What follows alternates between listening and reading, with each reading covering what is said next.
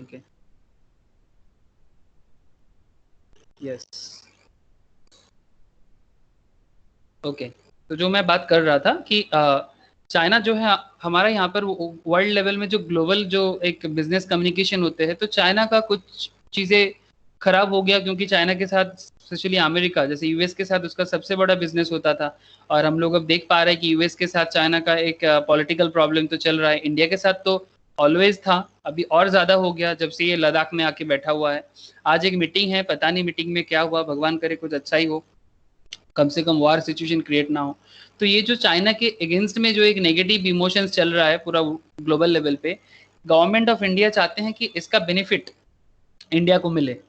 तो ये सब बहुत सारा मैटर को देखते हुए गवर्नमेंट ऑफ इंडिया ने एक 20 लाख करोड़ का एक पैकेज डिस्कशन किया। हम लोग को नहीं पता कि एग्जैक्टली ये 20 लाख करोड़ किस तरह से एप्लीकेबल होगा, बट फिर भी गवर्नमेंट ने डिक्लेयर किया, तो अगर 20 लाख करोड़ प्रॉपरली ना भी हो, कुछ तो होगा, कुछ तो जरूर होगा। तो जो भी हो, हम लोग को समझना चाहिए कि ये आत्मनिर्भर भारत, क्योंकि गवर्नमेंट चाहते हैं कि जॉब क्रिएट कर पाए ना पाए, एटलीस्ट इंडिया, जैसे कि चाइना का एक चीज हम लोगों को मानना पड़ेगा, आज चाइना का इकोनॉमी स्ट्रांग है, दैट्स वाई चाइना डिफेंस में भी स्ट्रांग है। इवन यूएस से भी ज्यादा पैसा वो डिफेंस पे खर्चा कर पाते हैं, जस्ट इमेजिन। मतलब हम लोग जितना डिफेंस में इन्वेस्ट करते हैं ना, उसका 3 गुना ज्यादा डिफेंस में इन्वेस्ट करते हैं चाइना। और इसका कारण है कि उसका जो बॉर्डर रीजन है वो काफी ज्यादा उसको और डेवलप कर पाते हैं। लेकिन वही चीज मैं इसलिए कह रहा हूँ बार बार, क्योंकि जब तक अपना इकोनॉमी डेवलप नहीं होगा, जब तक हमारे कंट्री में सेल्फ एम्प्लॉयमेंट ज्यादा क्रिएट नहीं होगा, सिर्फ job job job job concept में हम लोग जितना दिन तक रहेंगे, जॉब भी तो क्रिएट होगा सेल्फ एम्प्लॉयमेंट के ऊपर डिपेंड करके। मतलब अगर 10 इंसान बिजनेस करेगा तो उसमें और बाकी 20 इंसान को काम मिलेगा। एटलीस्ट अगर आउट ऑफ 100 10 पीपल्स कुछ ना कुछ बिजनेस बनाते हैं, तो उसमें बाकी 90 को काम मिल सकता है। तभी जाके इकोनॉमी के अंदर एक बैलेंस रहेगा। तो यही सब चीजों को मद्देनजर रखते हुए आत्मनिर्भर भारत का जो गवर्नमेंट का व्यू है, मैं सपोर्ट वगैरह के बारे में बात तो नहीं कर रहा हूँ कि कितना अच्छा होगा, बहुत लोग इसका क्रिटिसाइज भी कर रहे हैं। लेकिन मुझे इसके अंदर क्रिटिसाइज से ज्यादा मैं देख रहा हूँ कि अगर इसका अपॉर्चुनिटी हम लोग ले पाए, और इकोनॉमी में जो डेवलपमेंट होना है उसको अगर प्रॉपर वे में एक प्रॉपर व्यू मिल जाए। इसमें बहुत सारा पॉइंट है कि करेंटली लोग मरने के लिए, मतलब सब मर रहा है, उसके अंदर से ये 20 लाख करोड़ का प्रोजेक्ट का फायदा कैसे लेगा, इसमें सवाल उठ सकता है, बहुत सारा सवाल है।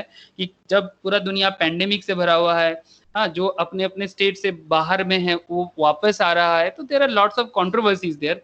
पर एटलीस्ट इस हालत में अगर हम लोग थोड़ा सा पॉजिटिव वे में सोचे, ताकि हम लोग देखें कि जितना गवर्नमेंट लेवल पे इन्वेस्टमेंट होगा, शेयर मार्केट या बिजनेस लेवल में डेवलपमेंट होने का चांसेस है। दैट्स वाई मैं इतना सारा मैटर पे आप लोगों के साथ थोड़ा सा शेयर किया।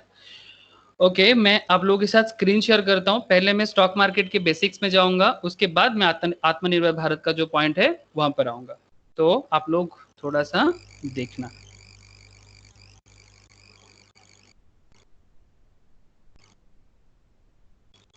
आप लोगों के साथ में स्क्रीन शेयर कर रहा हूँ, आप लोग स्क्रीन जो मैं शेयर कर रहा हूँ, आप लोग स्क्रीन शेयर होने के बाद मुझे बताना कि आप लोगों को स्क्रीन शेयर हो रहा है कि नहीं।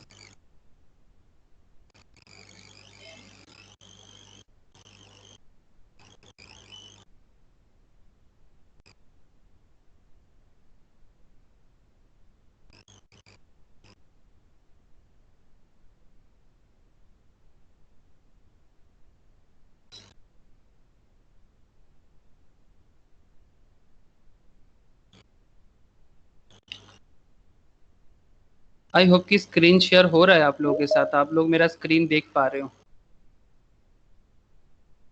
सही, आप मेरा स्क्रीन देख पा रहे हो, ओके, वेरी गुड। तो ओके, चलिए, ये हमारा स्टडी मैट जो जहाँ से हम लोग स्टॉक मार्केट का बेसिक्स के बारे में जानते हैं, स्टॉक मार्केट फॉर बिगिनर्स या फिर फाउंडेशन जो भी बोलो। तो ये जिसके पास नहीं है मैं उनके साथ शेयर करूंगा बाद में। फिलहाल हम लोग पढ़ाई कर लेते हैं, उसके बाद हम लोग आगे आगे देखेंगे। तो जैसे कि हम लोग लास्ट क्लास में थोड़ा सा डिस्कशंस किए थे कि वाई शुड वन इन्वेस्ट, जिनका मिस है उनको मैं वीडियो प्रोवाइड करूंगा कि किसी को इन्वेस्ट क्यों करना चाहिए। अगर इन्वेस्ट ना करे, ठीक है, सबसे इंपॉर्टेंट पार्ट, अगर कोई इन्वेस्ट नहीं करता है, ठीक है, तो क्या होगा। ठीक है, हम लोगों में से बहुत लोगों का पुराना आदत होता है, मतलब एक ओल्ड पैटर्न जो कॉन्सेप्ट है, उसमें हम लोग क्या करते थे, जो भी पैसा इनकम करते थे उसको हम लोग कहीं ना कहीं अपने घर पे ही रख लेते थे। कहीं इवन आज भी ऐसा लोग है, मैं देखता हूँ जो लोग मॉडर्न है, एडुकेटेड है, मतलब सो कॉल्ड मॉडर्न, मैं उसको मॉडर्न नहीं मानता, सो कॉल्ड मॉडर्न है, एडुकेटेड भी है, लेकिन पैसा बैंक में जमा नहीं करना चाहता। कोई बोलेगा ब्लैक मनी बनाना चाहता है तो बैंक में क्यों जमा करेगा, that's obviously one issue. But point ये कि ब्लैक मनी को थोड़ा साइड में रखते हैं, ठीक है, कि कौन किस तरह से ब्लैक मनी क्रिएट करता है, टैक्स का पैसा जमा नहीं देता, दैट्स अ डिफरेंट इशू, मैं उस पर बाद में बात करता हूँ। लेकिन मेन जो है कि बहुत लोग ना ये सब बैंकिंग वगैरह सिस्टम के साथ ना कनेक्टेड नहीं हो पाता। और सवाल ये उठते, इन्वेस्ट का मतलब तो सिर्फ बैंक ही नहीं, और भी there are lots of various of investment का जगह है जहाँ इन्वेस्ट हम लोग कर सकते हैं। लेकिन सबसे इंपॉर्टेंट है, इन्वेस्ट ना करने से क्या होगा। अगर कोई किसी ने ऐसा ठान लिया कि ये सब इन्वेस्टमेंट वगैरह करना बेकार है, तो अगर वो ऐसा सोच लेता है तो उसके साथ उसका क्या प्रॉब्लम है। अगर वो सोच लेता है कि हाँ इनको इन्वेस्ट करना चाहिए कहीं ना कहीं, चाहे थोड़ा सेफ एंड सिक्योर जगह हो like bank, FD, government bonds वगैरह, तो वहां इन्वेस्ट करने से उसको क्या फायदा। अगर थोड़ा सा little bit risky area like equity sectors, जिसके लिए हम लोग ये आज का जो क्लासेस में हम लोग सबको मीट किए हैं, ताकि हम लोग स्टॉक मार्केट जो इंडिया का, नॉट ओनली इंडिया का, वर्ल्ड का एक one of the best area है, लेकिन इसको सब कोई समझ नहीं पाता। इसलिए इस मार्केट के साथ सब कोई एडेप्ट नहीं हो पाता, थोड़ा रिस्क ज़्यादा है, क्योंकि इसमें नॉलेज ज़्यादा चाहिए होता है। ठीक है, इसी के बारे में हम लोग डिस्कस करेंगे कि कैसे रिस्की है, कैसे रिस्की नहीं है। तो वाई शुड वन इन्वेस्ट, इसमें हम लोग लास्ट दिन बात किए थे। व्हाट टू इन्वेस्ट, कहाँ कहाँ इन्वेस्ट करना चाहिए, ठीक है, जिसमें फिक्स्ड इनकम इंस्ट्रूमेंट क्या क्या है, लाइक बैंक, एफडीज, बॉन्ड, सभी इसी के बारे में डिस्कशन हुआ था। अब लोग क्लास अगर नहीं, मतलब जिसका नहीं मिस हुआ है प्लीज कर लेना। इक्विटी, इक्विटी इन्वेस्टमेंट कैसे होता है, रियल एस्टेट इन्वेस्टमेंट क्या होता है। इक्विटी मतलब शेयर मार्केट के बारे में बात हो रहा है मेनली। रियल एस्टेट मतलब घर वगैरह में जो इन्वेस्टमेंट करते हैं ना, लैंड वगैरह में, ठीक है, जमीन में। प्रोमोटर लोग स्पेशली इस फील्ड में माहिर होते हैं। कोई प्रोमोटर नहीं है, ऐसा नहीं कि वो इन्वेस्ट नहीं कर सकते। प्रोमोटर अगर वो नहीं है, promoter in the sense not only promoter का मतलब कोई भी जो बिजनेस बिल्डअप करते हैं उनको प्रोमोटर कहते हैं, लेकिन हम लोग एक सो कॉल्ड कॉन्सेप्ट बना के रखे हैं, प्रोमोटर मतलब जो बिल्डिंग बनाते हैं। फिर भी जो भी हो, रियल एस्टेट सेक्टर भी है, मतलब लैंड बिल्डिंग में इन्वेस्ट करके फ्यूचर में जब वैल्यू बढ़ता है तब उसको बेच देना। Commodity and Boolean market, commodity Boolean market में आपका आ जाता है गोल्ड, सिल्वर, मसाला। मसाला का मतलब हो गया आपका कि डिफरेंट काइंड ऑफ स्पाइसेस, ठीक है। इंडिया स्पाइसेस के लिए वर्ल्ड का कैपिटल माना जाता है, मतलब इंडिया में जितना तरह का स्पाइसेस मिलता है ना, लाइक जैसे कि मानो कि आप कैडामम ले लो, आप हल्दी ले लो, मिर्ची का पाउडर ले लो, सबसे इम्पोर्टेंट ब्लैक पेपर, ठीक है। ब्लैक पेपर इंडिया सबसे ज्यादा प्रोड्यूस करते हैं, और यही सब चीज इंडिया का बिजनेस का ऑलवेज, मतलब आज से नहीं, आज से 3000 ईयर बैक, मतलब from Mohenjodaro and Indus Valley civilisation से इंडिया इस मतलब पैटर्न के साथ अपना बिजनेस को डेवलप कर रहा है। तभी तो इंडिया में बार बार इतना ज्यादा इन्वेशन हुआ है, क्योंकि इंडिया को सोने की चिड़िया इसलिए नहीं कहा जाता था कि इंडिया में बहुत ज्यादा सोना का मतलब माइंस होता था।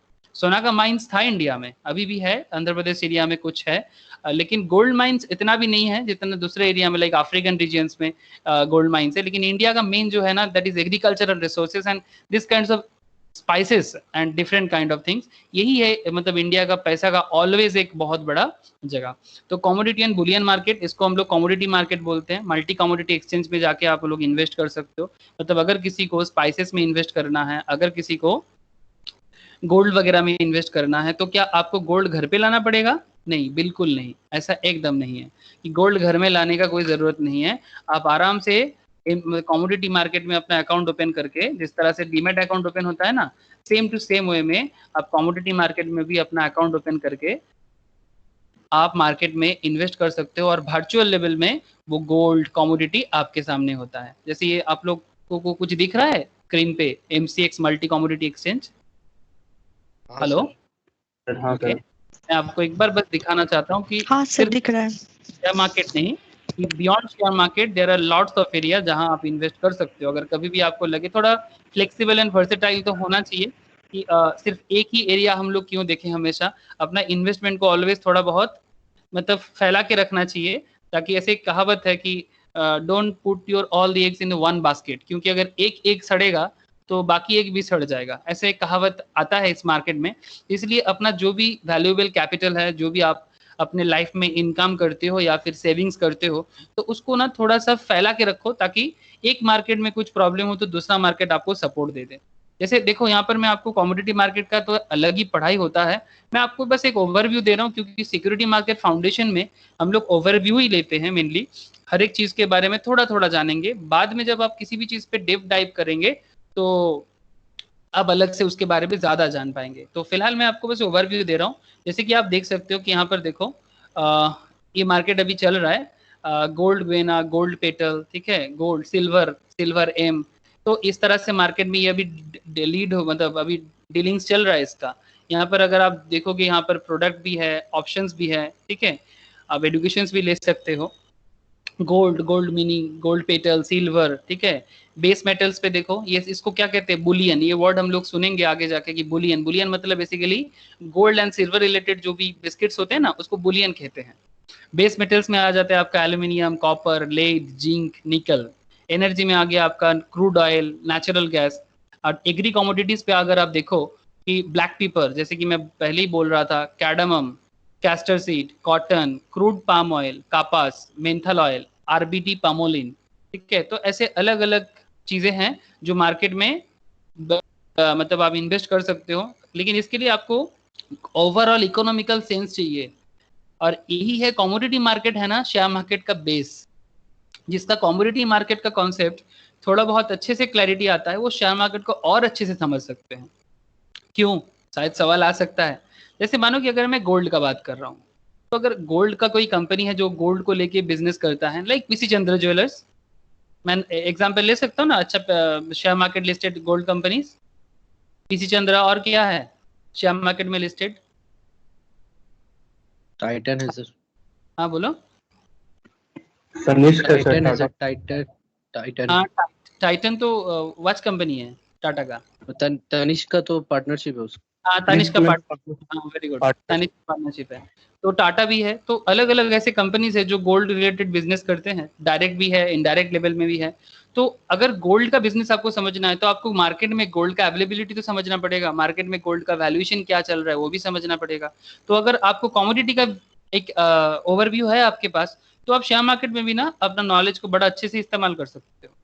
मतलब मैं एकदम बेसिक लेवल का बात कर रहा हूँ। अगर आपका रूट क्लैरिटी है, अगर आपका जड़, मतलब बोलते हैं ना, जड़ जितना मतलब अंदर तक रहेगा, पेड़ उतना ऊंचाई तक जाएगा। ये तो आप समझते हो। जो पेड़ बहुत ऊंचाई तक पहुंचते हैं, उस पेड़ का जड़ बहुत नीचे तक होता है। सिमिलर वे में मैं आपको इतना कहूंगा कि आपका नॉलेज अबाउट मार्केट, मार्केट का मतलब ये नहीं कि कुछ न्यूज चैनल जो बता रहे वो मार्केट है। मार्केट मतलब इट्स ओवरऑल इकोनॉमी। तो ओवरऑल इकोनॉमी के बारे में शायद कोई बोलेगा इतना टाइम कहाँ है, नहीं नहीं, ये तो एक दिन का बात नहीं है, it's a time taking and depends on your interest. तो अगर आप धीरे धीरे ईच एंड एवरी चीज पे थोड़ा बहुत फोकस करते करते चलेंगे, तो मुझे नहीं लगता ये बहुत टफ है अपना जो भी जड़ है इसको टफ करने का। मतलब आप जड़ को बहुत डेप्थ में लेके जा सकते हैं। अगर आप मिनरल्स कंपनी को देखो, मेटल्स कंपनी को, जो मेटल्स को ऊपर यूज करके अपना बिजनेस चलाते हैं, क्रूड ऑयल या नेचुरल गैस में, लाइक ओएनजीसी, हाँ, oil and natural gas commission, इनका बिजनेस इस पर डिपेंड करता है। और जो भी लाइक रिटेल बिजनेस में, लाइक नेस्ले है, आपका हिंदुस्तान यूनिलीवर है, ठीक है, आईटीसी है, ये तो मेनली ये सब चीजों के ऊपर बिजनेस करता है, like black pepper, cardamom, each and everything. तो इनका बिजनेस भी कहीं ना कहीं ये सब मैटर पे डिपेंड करते हैं। यहाँ तो हर एक चीज दिया नहीं है, और भी डिटेल्स है, लेकिन मैं अभी उतना डिटेल्स में नहीं जाऊंगा। यहाँ पर मैं थोड़ा सा फिर से वापस आ जाऊंगा। मैं आपको बस कमोडिटी और बुलियन समझा रहा था कि किस तरह से कमोडिटी बुलियन पे भी इन्वेस्टमेंट हो सकता है। रियल एस्टेट मतलब लैंड बिल्डिंग, आपको क्लैरिटी आया होगा। इक्विटी सेक्टर्स मतलब शेयर मार्केट, जिसमें हम लोग ज्यादा फोकस करेंगे। फिक्स्ड इनकम इंस्ट्रूमेंट मतलब बैंक एफडी, गवर्नमेंट बॉन्ड, ठीक है, बैंक एफडी, गवर्नमेंट बॉन्ड्स, अलग अलग debentures, private equity, private government debentures, this kinds of thing fixed income पे आता है, जिसमें नॉर्मली मैक्सिमम लोग ज्यादा पसंद करते हैं फिक्स्ड इनकम इंस्ट्रूमेंट में इन्वेस्ट करना। तो ये हो गया आपका अलग अलग इन्वेस्टमेंट का जगह, जो हम लोग लास्ट क्लास में किए हैं, वो वीडियो आप लोग एक बार देखो तो ये क्लैरिटी आ जाएगा, ठीक है। तो यहाँ तक अगर क्लैरिटी है, तो मैं आज मेनली आपको रेगुलेटर्स बताऊंगा, ठीक है, कि ये स्टॉक मार्केट को रेगुलेट कौन करता है और किस तरह से रेगुलेशन चलता है। तो थोड़ा सा थ्योरेटिकल पार्ट है, थोड़ा ध्यान देना। रेगुलेटर जैसे ही हम लोग थोड़ा कवर अप कर लेंगे, फिर इंटरमीडिएरी, फिर आईपीओ मार्केट में आएंगे, फिर आईपीओ मार्केट का और डिटेल्स में भी जाएंगे, और उसके बाद स्टॉक मार्केट का काफी सारा टेक्निकल मैटर्स है। स्टॉक मार्केट इंडेक्स कैसे बनता है, स्टॉक मार्केट में मेनली फंक्शनलिटी कैसे होते हैं, स्टॉक मार्केट में इंडेक्स को देख के किस तरह से हम इन्वेस्टमेंट कर सकते हैं, एंड कुछ कॉमन टर्मिनोलॉजीज है, ठीक है, जो स्टॉक मार्केट को इन्वेस्ट करने के लिए आपको जानना जरूरी है। ठीक है, order book, trade book, bid price, ask price, different kind of thing. तो कब बाई करना चाहिए, कब सेल करना चाहिए, ये सारा का सारा मैटर हम लोग डिस्कस करेंगे ये शेयर मार्केट फाउंडेशन क्लास में। आई होप कि आपको क्लैरिटी आया। और रहा बात टेक्निकल एनालिसिस एंड फंडामेंटल, उस के बारे में मैं बाद में चर्चा करता हूँ कि कैसे वो सब में हम लोग, दूसरा क्लास होगा उसका, उसमें कैसे हम लोग जा सकते हैं। तो नीड टू इन्वेस्टमेंट का तो क्लास ऑलरेडी हम लोगों ने कर चुके हैं, प्लीज आप लोग एक बार वीडियो देख लो। आज मैं रेगुलेटर्स पे बात करता हूँ। अच्छा, क्या आप लोगों को समझ में आ रहा है मैं जो भी बता रहा हूँ? प्लीज हाँ या ना बताना, क्योंकि कम्युनिकेशन नहीं होता है तो ये थोड़ा दिक्कत होता है। हाँ सर। ओके, ज्योति था ना? हाँ सर, आ रहा है सर। समझ में।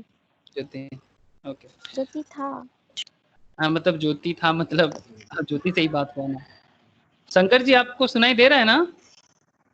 हेलो, हाँ जी सुनाई दे रहा है। ओके हाँ जी शंकर सुनाई दे रहा है। ठीक है शंकर जी, ओके। हाँ जी। तो आज मैं मेनली रेगुलेटर्स पे थोड़ा सा कंसिडर करूंगा, जिनका रिविजन्स हो रहा है, जैसे कि शंकर जी का रेगुलेटर्स वाला क्लास मोस्ट प्रोबब्ली रिविजन्स हो रहा है, तो एक बार रिविजन्स हो जाने दीजिए, अच्छा रहेगा। रेगुलेटर्स मतलब जो शेयर मार्केट हमारा चलते हैं, ये शेयर मार्केट को कौन रेगुलेट करते हैं? मतलब शेयर मार्केट क्या ऐसे ही चल रहा है, या फिर शेयर मार्केट को चलाने के पीछे काफी सारा ऑर्गेनाइजेशंस बना हुआ है? डायरेक्ट ये बस ऐसे ही नहीं चलता, हवा में नहीं चल रहा है कि गवर्नमेंट है एक मार्केट बना दिया और चल रहा है, नहीं। There are lots of organisations जो, क्योंकि इतना सारा पैसा का मैटर है, तो सिर्फ अकेला तो ये नहीं चलता। बहुत सारे रेगुलेटर्स हैं जो मार्केट को मूव ऑन करने में हैंडल करते हैं, और यही इकोनॉमी का मिरर भी माना जाता है। इनको हम लोग इंस्टीट्यूशंस भी बोल सकते हैं, जो बिजनेस को फैसिलिटेट करते हैं, स्टॉक मार्केट को फैसिलिटेट करते हैं, और अपना गवर्नमेंट को और इंडियन इकोनॉमी को बूस्टअप करने के लिए रेगुलर वे में काम करते हैं। तो देखते हैं कि ये रेगुलेटर्स कौन हैं, क्या काम करते हैं। तो सबसे पहले एक सवाल आया आपके सामने, अगर आप देखें तो, what is a stock market? ये स्टॉक मार्केट क्या है? जैसे कि सिंपल बोल रहा है कि investing in equities is an important investment that we make in order to generate inflation beating return. यहाँ पर मैं आपको एक छोटा सा चीज बताना चाहता हूँ कि what is the meaning of this inflation beating returns. ठीक है, एक छोटा सा चीजें हैं, मैं आपको एक बार बताता हूँ कि इन्फ्लेशन बीटिंग रिटर्न्स क्या होता है। आपको व्हाइट बोर्ड शो हो रहा है ना? हाँ सर। Yes sir. हाँ सर होगा। जस्ट एक बार देखो कि ये इन्फ्लेशन बीटिंग रिटर्न्स क्या है। इन्फ्लेशन बीटिंग रिटर्न्स, इसका मतलब ये हो गया कि आज के डेट में अगर आप देखा जाए तो अभी इन्फ्लेशन कितना चल रहा है। लास्ट लॉकडाउन से पहले गवर्नमेंट का इन्फ्लेशन चल रहा था लास्ट क्वार्टर में, क्वार्टर वाइज देखा जाए तो करीब 3.5 के आसपास चल रहा था। बट जब से लॉकडाउन हुआ है, आप मुझे लगता है कि अभी तक कोई रिपोर्ट तो नहीं दिया गया गवर्नमेंट की तरफ से, पर मेरे हिसाब से अभी तो 7 से 8% का चल रहा है इन्फ्लेशन। 7 से 8% का इन्फ्लेशन का मतलब कि आज अगर कोई चीज का दाम 100 रुपीज है ना, 1 ईयर में इसका दाम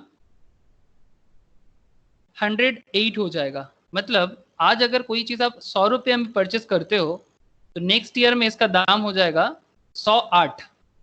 this is the meaning of inflation. Suppose आप एक मोबाइल परचेस करना चाहते हो, क्या परचेस करना चाहते हो? मोबाइल परचेस करना चाहते हो, और आपने ये मोबाइल परचेस करना चाहते हो नेक्स्ट ईयर, और आज आपने एक पैसा जमाना चालू किया, तो आपका बजट था 10,000, लेकिन इन्फ्लेशन चल रहा है 10%। इन्फ्लेशन 10%।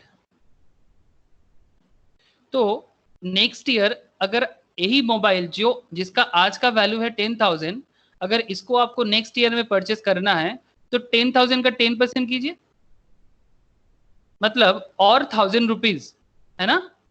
और 1,000 रुपीज, 10,000 प्लस 1,000 आपको चाहिए, तब जाके आप मोबाइल को परचेस कर सकते हो।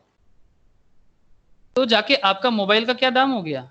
आपका मोबाइल का वैल्यू हो गया 11,000। आपने कितना जमा किया था? आपने जमा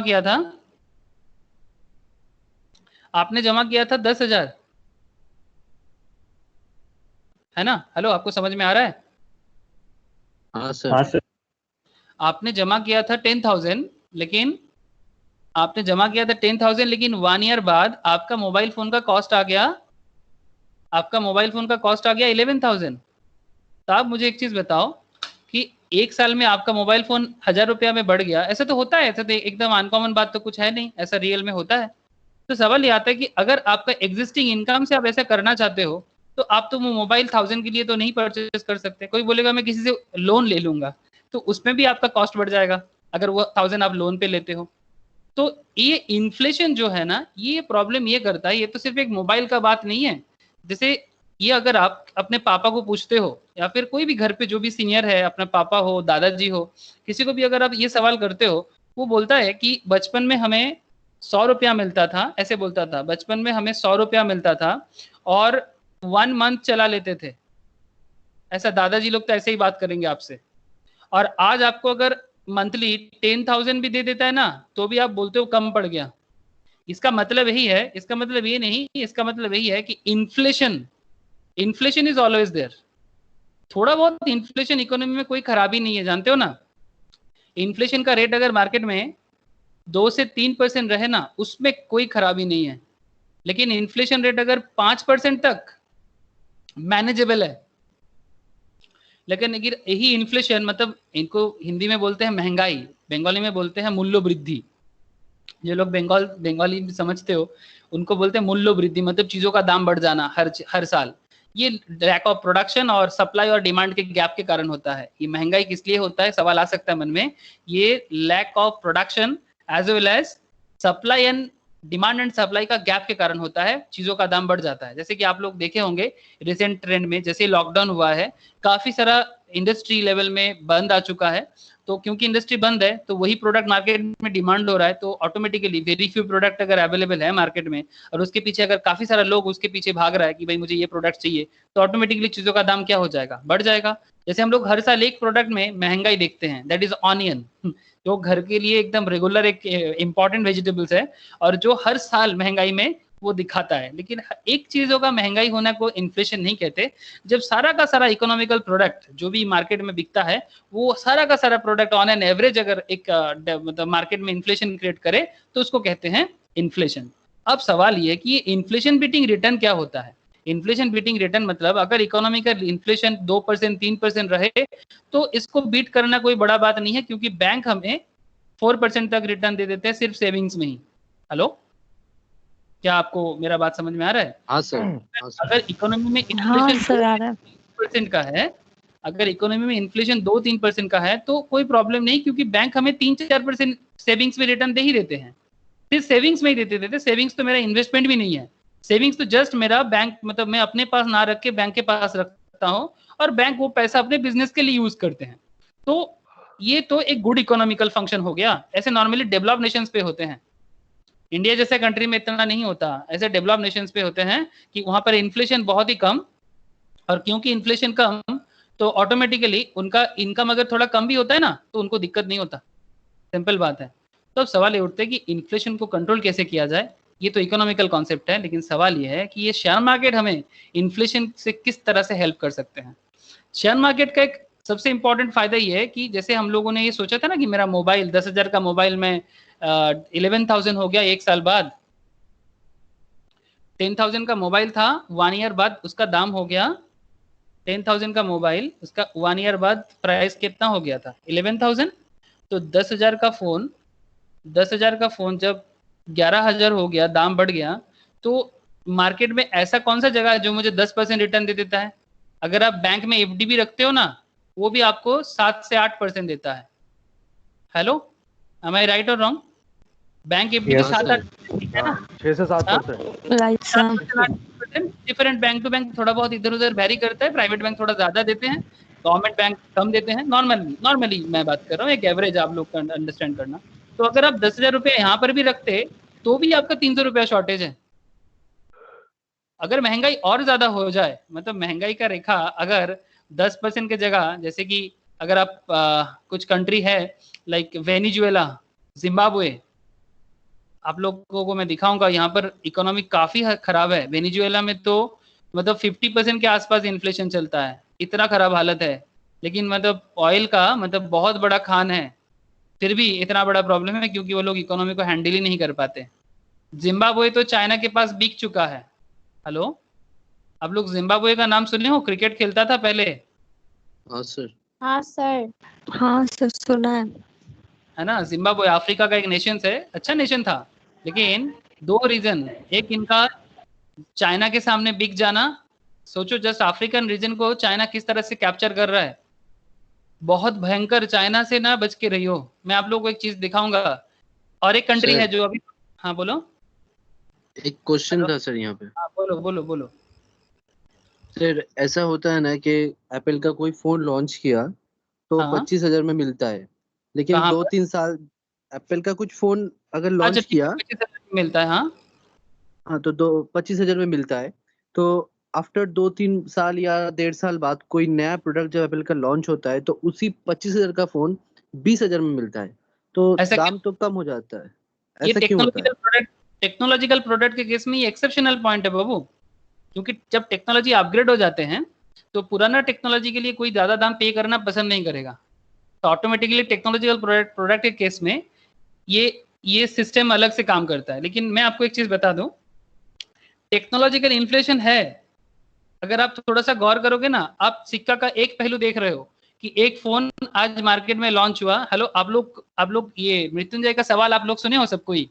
उनका क्वेश्चन क्या है, मैं डिटेल्स में इस पे बात करता हूँ। अच्छा क्वेश्चन, मतलब सिली नहीं है, इंपॉर्टेंट क्वेश्चन क्या है कि एप्पल का एक फोन लॉन्च करता है, उसका मार्केट प्राइस रहता है 25,000, लेकिन नेक्स्ट ईयर में उसका दाम हो जाता है न्यू फोन का ही 20,000 के आसपास आ जाता है, उसका वैल्यू गिरता है। तो फिर इन्फ्लेशन कहाँ है? वो तो इन्फ्लेशन नहीं हुआ। लेकिन यहाँ पर एक चीज शायद हम लोग ना नजरअंदाज करते हैं, प्लीज गौर करना पॉइंट पे, ठीक है। तो वेरी इंटरेस्टिंग क्वेश्चन, मुझे बहुत अच्छा लगा। तो मैं आपको बताता हूँ, आप लोग एक ओवरऑल व्यू देखो। मुझे एप्पल का सब सीरीज का एग्जैक्ट नाम पता नहीं, आप लोग मुझे थोड़ा सा, मैं अगर गलत बोलूँ तो बता देना। जैसे आईफोन अभी क्या चल रहा है, 10 कुछ चल रहा है ना। चलो आईफोन 5 लेते हैं। है। 11 प्रो मैक्स। 11 प्रो चल रहा है। एस बोलते हैं ना, 5X या एस क्या बोलते हैं? 5S 11 प्रो था सर। ओके ठीक है, अब बस सुनो, 5X एस जो भी हो। न्यू लॉन्च किया आईफोन 6, ठीक है। ओल्ड वर्जन था आईफोन 5, न्यू लॉन्च किया आईफोन 6, ठीक है। अब पुराना जो फोन था इसका जब दाम मार्केट में आया था तो 25,000 था। अब आईफोन 6 जब मार्केट में आया तब दाम इसका हुआ 35,000। हेलो, ऐसा ही कुछ होता है ना? हाँ सर। हाँ सर। जब भी न्यू टेक्नोलॉजी आता है तो उसका दाम ज्यादा होता है कि नहीं होता, बताओ? हाँ सर होता है। होता है, ज्यादा होता है सर। ज्यादा होता है। अब आईफोन 5 का दाम 25,000 लॉन्चिंग में था, पर बाद में ये जब आईफोन 6 आया 1 ईयर बाद, तब इसका दाम आ गया मार्केट में 35,000। तब आईफोन 5 का दाम क्या हो गया? 20,000, है ना। हाँ अब आप सर। इन्फ्लेशन को समझो। अब जो लोग न्यू बायर्स है, ठीक है, जो लोग न्यू बायर्स है टेक्नोलॉजिकल केस में, ये अपना 20,000 को वो मार्केट में लेके चला जाएगा। It's a total marketing strategy. ये देखेगा कि मेरा टेक्नोलॉजिकल अपग्रेड हुआ है, और अपग्रेड थोड़ा बहुत अपग्रेड होता है प्रोग्रामिंग में और सॉफ्टवेयर में, थोड़ा सा डेवलपमेंट कर देते हैं, बोल देते हैं इसमें ये फीचर्स है। पहले इसमें स्नैपचैट काम नहीं करता था, अब 6X में स्नैपचैट काम करेगा, ठीक है। उसमें वो अलग अलग क्या बोलते हैं, वो कान लगा देगा, सींग बना देगा, और अपना फेस को अलग अलग कर सकता है, किसी का फेस स्वाइप कर सकते हैं। तो क्योंकि ये वाला फैसिलिटीज आ जाता है तो लोग आईफोन 5 छोड़ के 6 के पीछे भागता है। और कंपनी देखता है कि जो लोग थोड़ा सा रिच, मतलब जो रिच उनका कस्टमर पॉइंट ऑफ व्यू है, वो क्या करता है, वो 35,000 लेके नया फोन ले लेता है। और ये जो लोग पहले आईफोन का चस्का नहीं लिया था वो मार्केट सेगमेंट में चले जाते हैं। मतलब जो थोड़ा बिलो कैटेगरी ऑफ मार्केट था, मतलब थोड़ा लो इनकम ग्रुप वाला मार्केट था, वहां चला जाता है। अगर आप ठीक से इकोनॉमिकल स्ट्रेटेजी को देखो ना, तो ये इन्फ्लेशन ही है। 25,000 का चीज 35,000 हो गया, और 20,000 का तो लो कैटेगरी ऑफ मार्केट में न्यू मार्केट एंट्रेंट। क्या आपको मेरा बात का गहराई समझ में आ रहा है? बोलो, अगर कुछ पूछना चाहते हो पूछ सकते हो आप लोग। हाँ सर, मेरा जिस तरीके से जिस तरह से हाँ इन्फ्लेशन होता है उस तरह से डिफ्लेशन भी होता है। हाँ, डिफ्लेशन भी होता है। डिफ्लेशन जैसे ऐसा नहीं। अगर हाँ जैसे बोलिए अगर बोलिए। प्रोड्यूस गुड्स का प्रोडक्शन ज्यादा है हाँ compare to what you call demand, हाँ तब प्रोडक्ट का डिफ्लेशन होता है। हाँ, तो दोनों ये बात चीजें आपने सही कहा होती है। कि हाँ, हाँ बोलिए। दोनों चीजें होती है, जैसे इकोनॉमी में इन्फ्लेशन होता है ईयर बाय ईयर, उस तरीके से कई बार कई केसेस में डिफ्लेशन भी होता है। हाँ, कई केसेस, हाँ बहुत सारे केसेस में डिफ्लेशन भी होता है। तो हाँ मैं जी। वही कह रहा था कि जैसे कि मानिए कि आईफोन 5 का, जैसे कि शंकर जी जैसे बताया, एकदम सही बताया कि 25,000 का प्रोडक्ट जो था वो थोड़ा ज्यादा मार्केट में सप्लाई हो गया था, तो ऑटोमेटिकली उसका प्राइस गिर गया और उसका एक न्यू मार्केट आ गया। तो इसमें अगर हम शंकर जी का बात माने, एकदम सही बोल रहे हैं शंकर जी कि ये डिफ्लेशन तरह का बात हो गया। लेकिन अगर हम ओवरऑल मैटर को समझे कि जो फोन मार्केट में फोन का जो है, अगर हम लोग थोड़ा गौर करें, एक in general customer point of view से सोचे 2 सेकंड के लिए, ये इन्फ्लेशन का पॉइंट मैं बिजनेस के पॉइंट ऑफ व्यू से नहीं, कस्टमर के पॉइंट ऑफ व्यू से अगर हम लोग 2 मिनट सोचे, क्या हर साल आप अपना फोन सस्ता में खरीदते हो या महंगाई में खरीदते हो? मुझे इसका जवाब दीजिएगा। महंगाई में सर। सर महंगाई में खरीदते हैं। आप हर साल जो भी फोन परचेस करते हो, आपके पास इस साल जो फोन है, अब नेक्स्ट ईयर जो फोन परचेस करोगे, क्या वो फोन आप सस्ते में खरीदोगे? नहीं सर। अगर नहीं आप सर। सस्ते में खरीद दीजिए, इसमें विचार करने का बात है। ऐसे तो मार्केट में फोन का दाम कम हुआ है, लेकिन फिर भी आप वो कम दामी वाला फोन नहीं खरीदते हो, आप महंगा वाला फोन ही खरीदते हो। हेलो हाँ या ना? सर कुछ क्वेश्चन था इसमें, सर कुछ बोल सकते हैं? हाँ बोलो बोलो। जैसे आप बोले इसमें महंगा या सस्ता, सर जैसे मान लीजिए कोई फोन में सर जैसे कमी में हमको सर ज्यादा फीचर्स मिल रहा है और वो सर वो वही सेम फीचर्स वो महंगे फोन में है, तो सर ऑब्वियसली हम सर सस्ते वाले के साथ ही ना जाएंगे, तो मेरे ख्याल से। नहीं, आप कंपनी वाइज जा रहे हो। मैं आपको अगर आप ऐसे हर चीज को वेरिएबल कर दोगे ना, तो मैं प्रूफ नहीं कर पाऊंगा। ठीक है, आपका कहने का मतलब कि सिमिलर एप्पल का फैसिलिटीज अगर ये वन प्लस दे रहा है आप तो दोनों बस एप्पल दोनों, हाँ सर आप दोनों फोन जैसे एप्पल आपको कंपेयर किया हाँ, सर, मैं अगर समझ गया, लेकिन आप ऐसे कंपेयर नहीं कर सकते। आपको एक कंपनी में टिक के करना पड़ेगा। ठीक है, अच्छा। आप टेक्नोलॉजी को एक एजम्पशन लो कि टेक्नोलॉजी को आप हर एक केस पे कंपनी को चेंज मत करो। सिमिलर अलग अलग कंपनी से तो मुश्किल हो जाएगा। कि आपका कहना है कि सेम फीचर्स अगर वन प्लस दे रहा है तो आप एप्पल से ज्यादा अच्छा फीचर्स दे रहे हैं, सिमिलर फीचर्स दे रहा है और सस्ते में दे रहा है, आप ऐसे कंपेयर करो तो मुश्किल है। आप वन प्लस में रहो तो वन प्लस में कंपेयर करो तो आपको समझ में आएगा कि आप इस साल जो वन प्लस का फोन परचेस किए हो, next year similar one plus phone market में अवेलेबल है, नया फोन अवेलेबल है, लेकिन फिर भी आप परचेस नहीं करते हो क्योंकि आप फीचर सेम है। हाँ, आप सिमिलर, आप मतलब अपग्रेडेशन प्रोडक्ट लेना चाहते हो, तो आप ऑटोमेटिकली आप खर्चा बढ़ा देते हो। तो कहने का मतलब मेरा यही है कि कहीं ना कहीं इन्फ्लेशन का एक जो कैटेगरी है ना, वो कैटेगरी वाइज टेक्नोलॉजिकल प्रोडक्ट में भी आता है। ऐसे तो मतलब टेक्निकली देखा जाए कि टेक्नोलॉजिकल प्रोडक्ट इन्फ्लेशन नहीं होता, वो ऑटोमेटिकली उसका वैल्यू गिरता है। लेकिन क्या कस्टमर पॉइंट ऑफ व्यू से अगर हम एक बार सोचे, क्या कस्टमर पॉइंट ऑफ व्यू से इन्फ्लेशन नहीं हो रहा है? वो पहले जो चीज सस्ते मतलब कम दाम पे लिया था, क्या नेक्स्ट ईयर वो और कम पे ले रहा है? वो तो और महंगाई पे ले रहा है। इसी पॉइंट पे मेरा मेन फोकस है। ठीक है, कि ऐसे तो प्रोडक्ट का वैल्यू गिर रहा है, लेकिन फिर भी हमारा खर्चा तो बढ़ रहा है। लेकिन क्या उस हिसाब से मेरा इनकम एग्जैक्टली बढ़ पाता है? मुझे तो नहीं लगता। मैं ओवरऑल अगर पूरा इंडिया के इकोनॉमी के ऊपर बात करूं तो एज सच इनकम पे उतना ग्रोथ नहीं होता जितना तरीके से मार्केट में हर सारी चीजों का दाम बढ़ जाता है। तो जो भी हो, हेलो थोड़ा ज्यादा डेप्थ में बात कर हेलो लिया। हाँ बोलिए। आप बोल रहे हैं क्या वो डिमांड का जो इकोनॉमिक्स में डिमांड का जो मतलब डेफिनेशन था, उसमें बोला गया है क्या आपका वो हाँ, प्रेस्टिजियस वैल्यू जो भी हो, प्राइस कम, दाम कम होगा तो उसका हाँ। डिमांड ज्यादा होगा। नहीं वो प्रेस्टिजियस वैल्यू वगैरह, प्रेस्टिजियस वैल्यू मतलब जो प्रेस्टिजियस वैल्यू देता है लाइक डायमंड और गोल्ड, उसको ज्यादा लिया जाएगा। हाँ हाँ, और डायमंड और गोल्ड ऐसे प्रोडक्ट मतलब कस्टमर का जो टेस्ट प्रेफरेंस है वगैरह वगैरह जो भी था वो इंक्लूडिंग नहीं होगा। तो इसके हिसाब से एप्पल जो था वो एक प्रेस्टिजियस वैल्यू और उसका ब्रांड वैल्यू भी है। तो उसका प्रोडक्ट जो है हर साल नया प्रोडक्ट टेक्नोलॉजी अपग्रेड तो हो रहा है, उसके हिसाब से प्रोडक्ट का प्राइस भी मतलब डिफरेंट हो रहा है। लेकिन जो इंक्रीजिंग हो रहा है वो टेक्निकल जो मैटर है आईफोन के नया फीचर्स उसके हिसाब से हो मैं रहा है। वही बता रहा हूँ कि अल्टीमेटली मेरे लिए महंगाई हो रहा है। इसी पे मैं बार बार फोकस कर रहा हूँ कि अल्टीमेटली मेरा महंगाई तो हो रहा है ना, चाहे टेक्नोलॉजिकल अपग्रेडेशन हो ना हो, मेरा खर्चा जो है प्रोडक्ट के पीछे बढ़ रहा है। और उस हिसाब से मेरा इनकम पे ग्रोथ नहीं हो रहा है। सिंपल कहना है कि मेरा इनकम अगर आज 10,000 करके मंथली है, ठीक है, प्रोडक्ट का दाम जिस हिसाब से बढ़ा मार्केट में, ठीक है, अगर उसका ग्रोथ रेट 10% है तो क्या मेरा भी इनकम पे ग्रोथ रेट 10% है? अगर है तो ठीक है, कोई बात नहीं, इन्फ्लेशन के साथ लड़ लेंगे। लेकिन अगर नहीं है तो लड़ने का क्या जगह है? एक ही जगह है जहां पर हम इन्फ्लेशन को बीट कर सकते हैं, दैट इज शेयर मार्केट। क्योंकि शेयर मार्केट अगर प्रॉपर लेवल में आप कंपनी चूज कर सकते हो तो आप अगर एटलीस्ट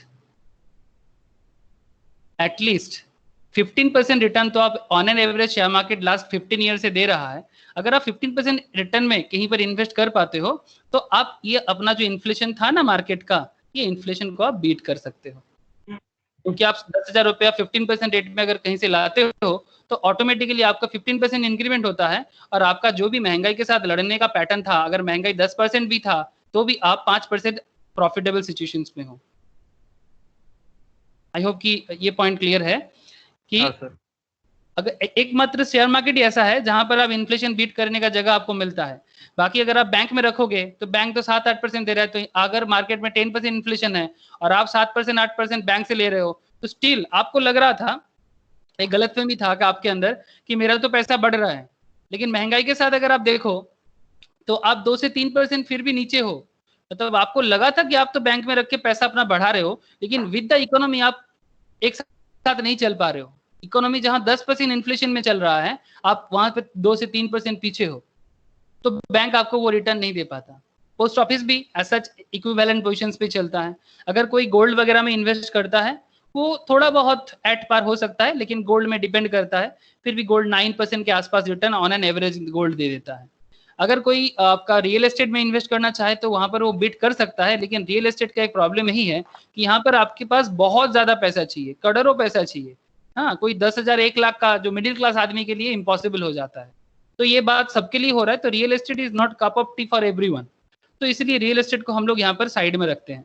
तो अगर कोई नॉर्मल एक जगह हम लोग ढूंढ पाते हैं कि जहां इन्वेस्ट करके हम अपने इन्फ्लेशन को बीट कर सकते हैं, सब्जेक्ट ये पता है कि subject to risk, obviously equity market is subject to risk, equity share market is subject to risk. क्योंकि देखो, नो रिस्क नो गेन, यहाँ पर रिस्क ज्यादा है तो गेन भी हमें यहीं पर मिलता है।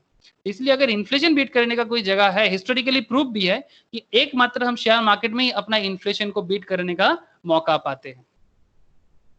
क्या यहाँ तक क्लियर है? मैं तो फिर प्रोसीड करूं आप लोगों के साथ। हाँ जी सर। हाँ सर क्लियर है। थोड़ा ज्यादा सर। बात था, इन्फ्लेशन को मुझे समझाना था। आप लोग अगर थोड़ा वेनेजुएला और जिम्बाब्वे का केस देखोगे, मैं आपको एक चीज बताना चाहता हूँ जो मैं आपको बताने के लिए सोच रहा था। किसी को पता होगा, पर मैं आपको एक इंटरनेशनल सिनारियो बता रहा हूँ। देखिए एक बार इंटरनेशनल सिनारियो आपको मैं बताता हूँ। आप लोगों को पता है चाइना, अपना जो चाइना है ना, इसने अपना इंडिया का जो पीओके है इसके ऊपर से पाकिस्तान के ऊपर से ना एक रोड बनाया, एक कॉरिडोर बनाया। हाँ जानते हो? हेलो हाँ, हेलो बोलो।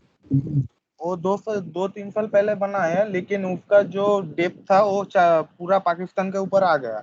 लेकिन बिजनेस बनाया चाइना, मतलब उसका फायदा भी लिया चाइना, और ऊपर से डेप्थ आ गया चाइना के पाकिस्तान के ऊपर, इसलिए बहुत केस हुआ था। और उसका जो रुपया था चाइना में भी लागू हो गया, पीओ मतलब पाकिस्तान में। तो अभी तो चाइना पूरा ले लिया। चाइना ने क्या किया, चाइना ने पूरा इंफ्रास्ट्रक्चर डेवलपमेंट करने के लिए, ये रोड का नाम क्या है किसी को पता है? हाँ, रोड का एक कॉरिडोर का नाम है,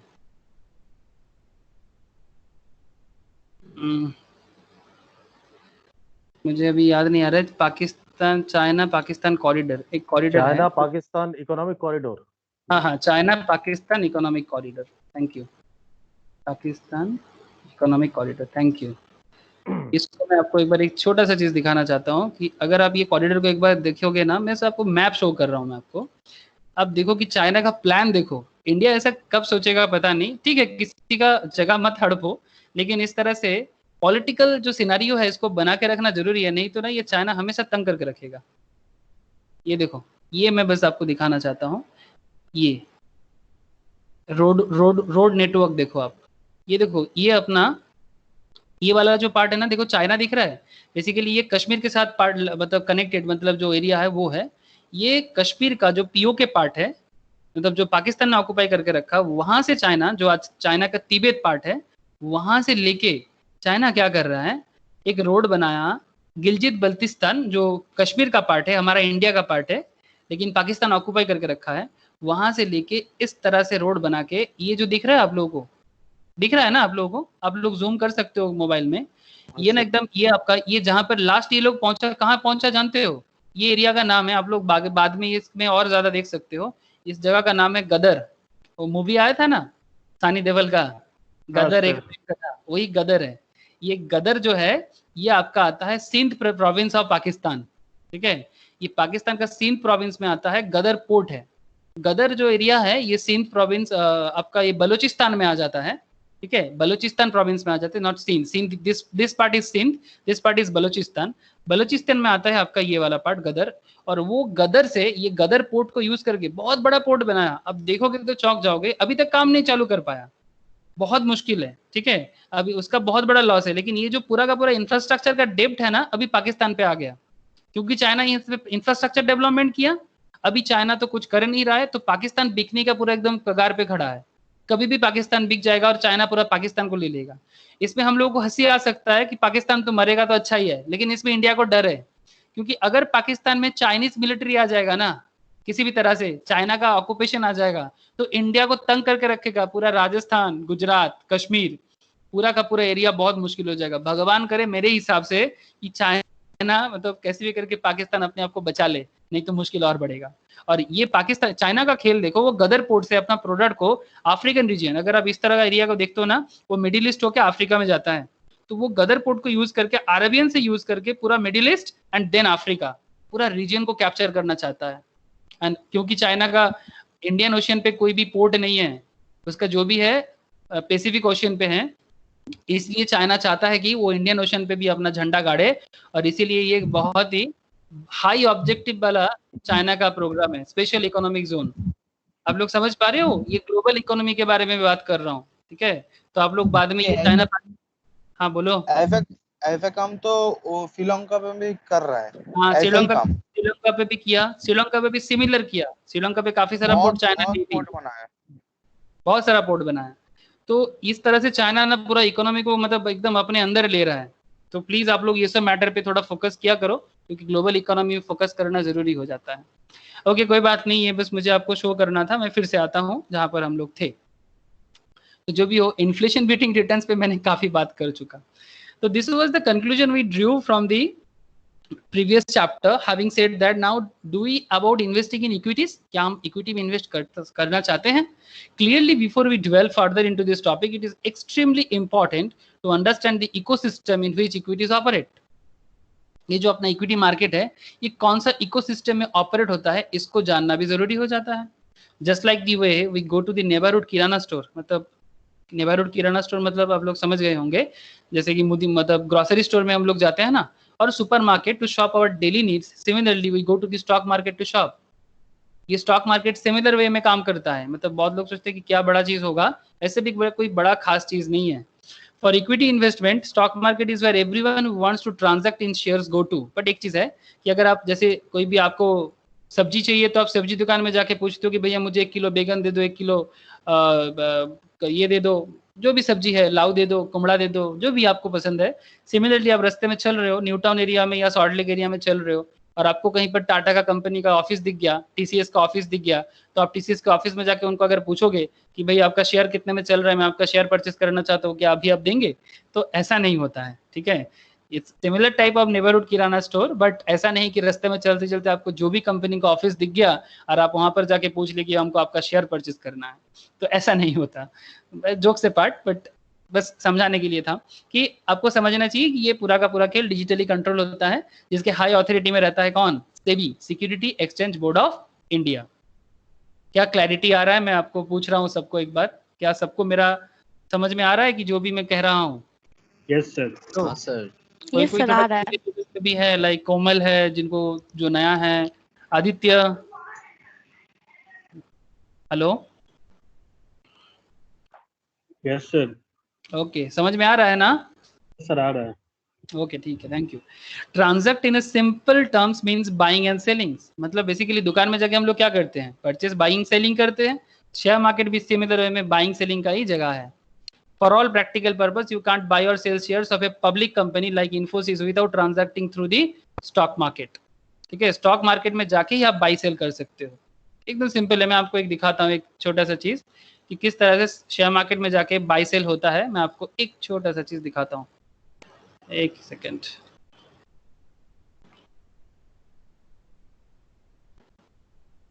अच्छा अभी मुश्किल हो जाएगा दिखाना, मैं बाद में शो करता हूँ आपको। था ओपन मेरा, लेकिन अभी नहीं दिखा रहा। मैं नेक्स्ट क्लास में बता दूंगा आप लोगों को कि किस तरह से शेयर मार्केट में जाके जस्ट बाइंग सेलिंग, बस एक बटन होता है, आपको शेयर्स मतलब जो भी शेयर्स है आपको परचेस करना है, उसको सिलेक्ट करना है और जितना क्वांटिटी में सिलेक्ट करना है बस उस पर बाई और सेल दबाना होता है। लेकिन इससे पहले आपको मेन जो फोकस है आपको एनालिसिस पे फोकस करना चाहिए, वही मेन आपका मेन क्राइटेरिया होना चाहिए कि परचेस करे या ना करे, कब सेल करे, कब होल्ड करके रखे, यही मेन खेल है। For all practical purpose you आप लोग को समझ में आया। The main purpose of the stock market is to help you facilitate your transaction. Stock market का मेन फंक्शन नहीं है कि आपका ट्रांजैक्शन जो है, दैट इज स्टॉक मार्केट मतलब क्या, Bombay Stock Exchange and National Stock exchange के थ्रू से जो भी कंपनी का शेयर आपको परचेस करना है उसको फैसिलिटेट करता है। So if you are a buyer of a share, the stock market helps you to meet the seller and vice versa. Market क्या करता है इन सिंपल, अगर आप सोचो, आप मार्केट में जाते हो कि आपको कुछ भी चीज परचेस करना है, नॉर्मल मार्केट, ग्रोसरी मार्केट हो या फिर वेजिटेबल्स मार्केट या फिश मार्केट या चिकन मार्केट, वहां पर आप जाते हो तो अगर आप बाई करना चाहते हो तो वहां सेलर बैठा होगा, या फिर अगर सेलर मार्केट में जाके अपना दुकान लगाया है तो वो किसके लिए वेट कर रहा है, बायर के लिए वेट कर रहा है। तो एकदम सिमिलर वे में ये भी वर्चुअल लेवल पे मार्केट है, वो बायर और सेलर को मीट कराते हैं। तो बेसिकली वो इंटरमीडियरी है, मार्केट का मतलब इंटरमीडियरी। स्टॉक मार्केट भी सिमिलर वे में इंटरमीडियरी है, ऐसा कोई बड़ा रॉकेट साइंस कुछ नहीं है इसमें। Now unlike a supermarket, the stock market does not exist in a brick and mortar form, it exists in a electronic form। बहुत लोगों को पता है लेकिन बहुतों को नहीं पता, इसलिए मैं एकदम बेसिक से बता रहा हूँ कि ये इलेक्ट्रॉनिकली होता है from your computer and go about conducting your transactions, buying and selling of shares। आपको बस अपने कंप्यूटर या स्मार्टफोन से एक ऐप होता है, कोई भी ब्रोकिंग कंपनी जिसके थ्रू से आप शेयर को परचेस करना चाहते हो, उस ब्रोकिंग कंपनी का ऐप अपने फोन में इंस्टॉल करो और जो भी कंपनी के बारे में आपको समझ आता है उस कंपनी के शेयर्स पे आप इन्वेस्ट करो, और जितना दिन के लिए आप इन्वेस्ट करना चाहो उतना दिन के लिए कर सकते हो। आज इन्वेस्ट करके आज ही बेचना चाहते हो, इसको इंट्राडे कहते हैं। आज इन्वेस्ट करके कल बेचना चाहते हो या फिर 1 साल या 100 साल बाद बेचना चाहते हो, उसको बोलते हैं डिलीवरी करना या फिर होल्डिंग में खरीदना। तो आप कुछ भी कर सकते हो, आपके ऊपर है कि आप कैसे शेयर को बाई करोगे, आप कैसे शेयर को सेल करोगे। एकदम सिंपल है, मैं आपको दिखाऊंगा प्रैक्टिकली कि कैसे शेयर बाइंग एंड सेलिंग होता है। एक दिन ट्राई करेंगे जिस दिन लाइव मार्केट चलेगा, मतलब normally Monday to Friday market open रहता है stock market, Bombay Stock Exchange and National Stock Exchange 9:30 से लेके 3:30 तक, 9:15 से लेके। तो एक दिन लाइव क्लास में करेंगे कि जब मार्केट ओपन रहेगा ना, तो कोशिश करेंगे एक दिन सबका एक कॉमन पॉइंट में आके टाइम लेके, तो देखेंगे किस तरह से मार्केट में बाइंग सेलिंग कर होता है, एक्जैक्टली क्या देखना चाहिए, वो भी एक दिन करेंगे। तो देयर आर मेनली देखो 2 exchange in India that make up the stock market, they are the Bombay Stock Exchange and National Stock Exchange. I know आप लोगों में से बहुत लोगों को ये चीज पता है।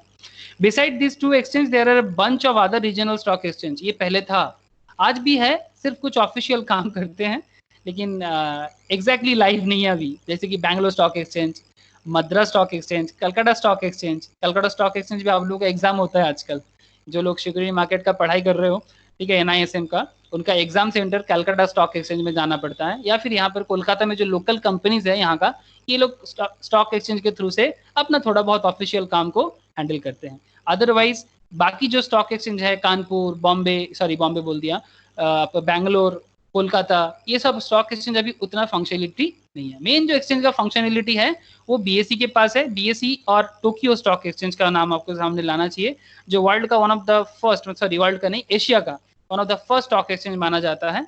और नेशनल स्टॉक एक्सचेंज बाद में बनाया गया, जो सेंट्रल गवर्नमेंट थ्रू से, अभी सभी सेंट्रल गवर्नमेंट थ्रू से मैनेज होते हैं, बट BSE में अभी भी प्राइवेट ऑक्यूपेशन है। BSE खुद भी मार्केट में ट्रेड होते हैं, बॉम्बे स्टॉक एक्सचेंज खुद भी मार्केट में ट्रेड होते हैं। मैं आपको दिखाता हूँ, BSE का शेयर्स भी आप देख सकते हो। बहुत लोगों को ऐसे मतलब समझ में नहीं आता है कि BSE खुद एक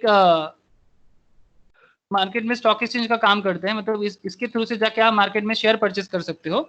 लेकिन देखो BSE का शेयर देख रहे हैं आप लोगों को, हेलो? हाँ सर। हाँ देखो BSE का शेयर देखो 406 चल रहा है। मतलब BSE जो अपना बिजनेस करता है, उनका भी अपना इनकम है, ट्रांजैक्शन के बेसिस में जो कमीशन के थ्रू से उनको इनकम होता है। तो BSE खुद भी शेयर मार्केट में लिस्टेड है, NSE लिस्टेड नहीं है बट BSE लिस्टेड है। NSE आने का बात कर रहा था, लेकिन वो मेनली अभी एडमिनिस्ट्रेटिव पार्ट में ही रहना चाहता है। लेकिन BSE को देखो, स्टॉक मार्केट में लिस्टेड है, NSE में, BSE में भी लिस्टेड है, अपने अंदर भी लिस्टेड है। लास्ट अगर आप आज देखो, आज बहुत ज्यादा हाई हुआ है, 390 से 406, काफी हाई गया है। मतलब आज अगर इन्वेस्ट करते तो इनकम हो जाता। अगर आप लास्ट 5 इयर्स का देखें, कहाँ चल रहा था, जस्ट इमेजिन 1005 में था, गिर के यहाँ पर आ गया, क्योंकि मार्केट में जो भी हालचाल हुआ है काफी खराब हुआ है, तो डे बाय डे गिरता गया है, डे बाय डे गिरता गया है। और अगर आप 1 ईयर का डेटा देखो तो 1 ईयर में थोड़ा बहुत टर्मोइल है, एक ऑन एन एवरेज 400 से 600 के रीजन में चल रहा है। तो ये खुद एक्सचेंज है, तो इसका बिजनेस पैटर्न भी एक अलग पैटर्न है। ये कहाँ से इनकम करते हैं, कहाँ से इनका रेवेन्यू जनरेट होता है, ये काफी सारा फाइनेंशियल एनालिसिस का मैटर है। ये सब फंडामेंटल्स जब हम लोग पढ़ेंगे वहां पर आप लोगों को मैं बता सकूंगा। अभी बस मैं आपको शो कर रहा हूँ कि क्या क्या चीज हो सकते हैं, जो अपना इंडेक्स बना के हम लोग उनके पास जाके मार्केट में शेयर परचेस करते हैं, वो भी मार्केट में एक स्टॉक मार्केट में लिस्टेड कंपनी है।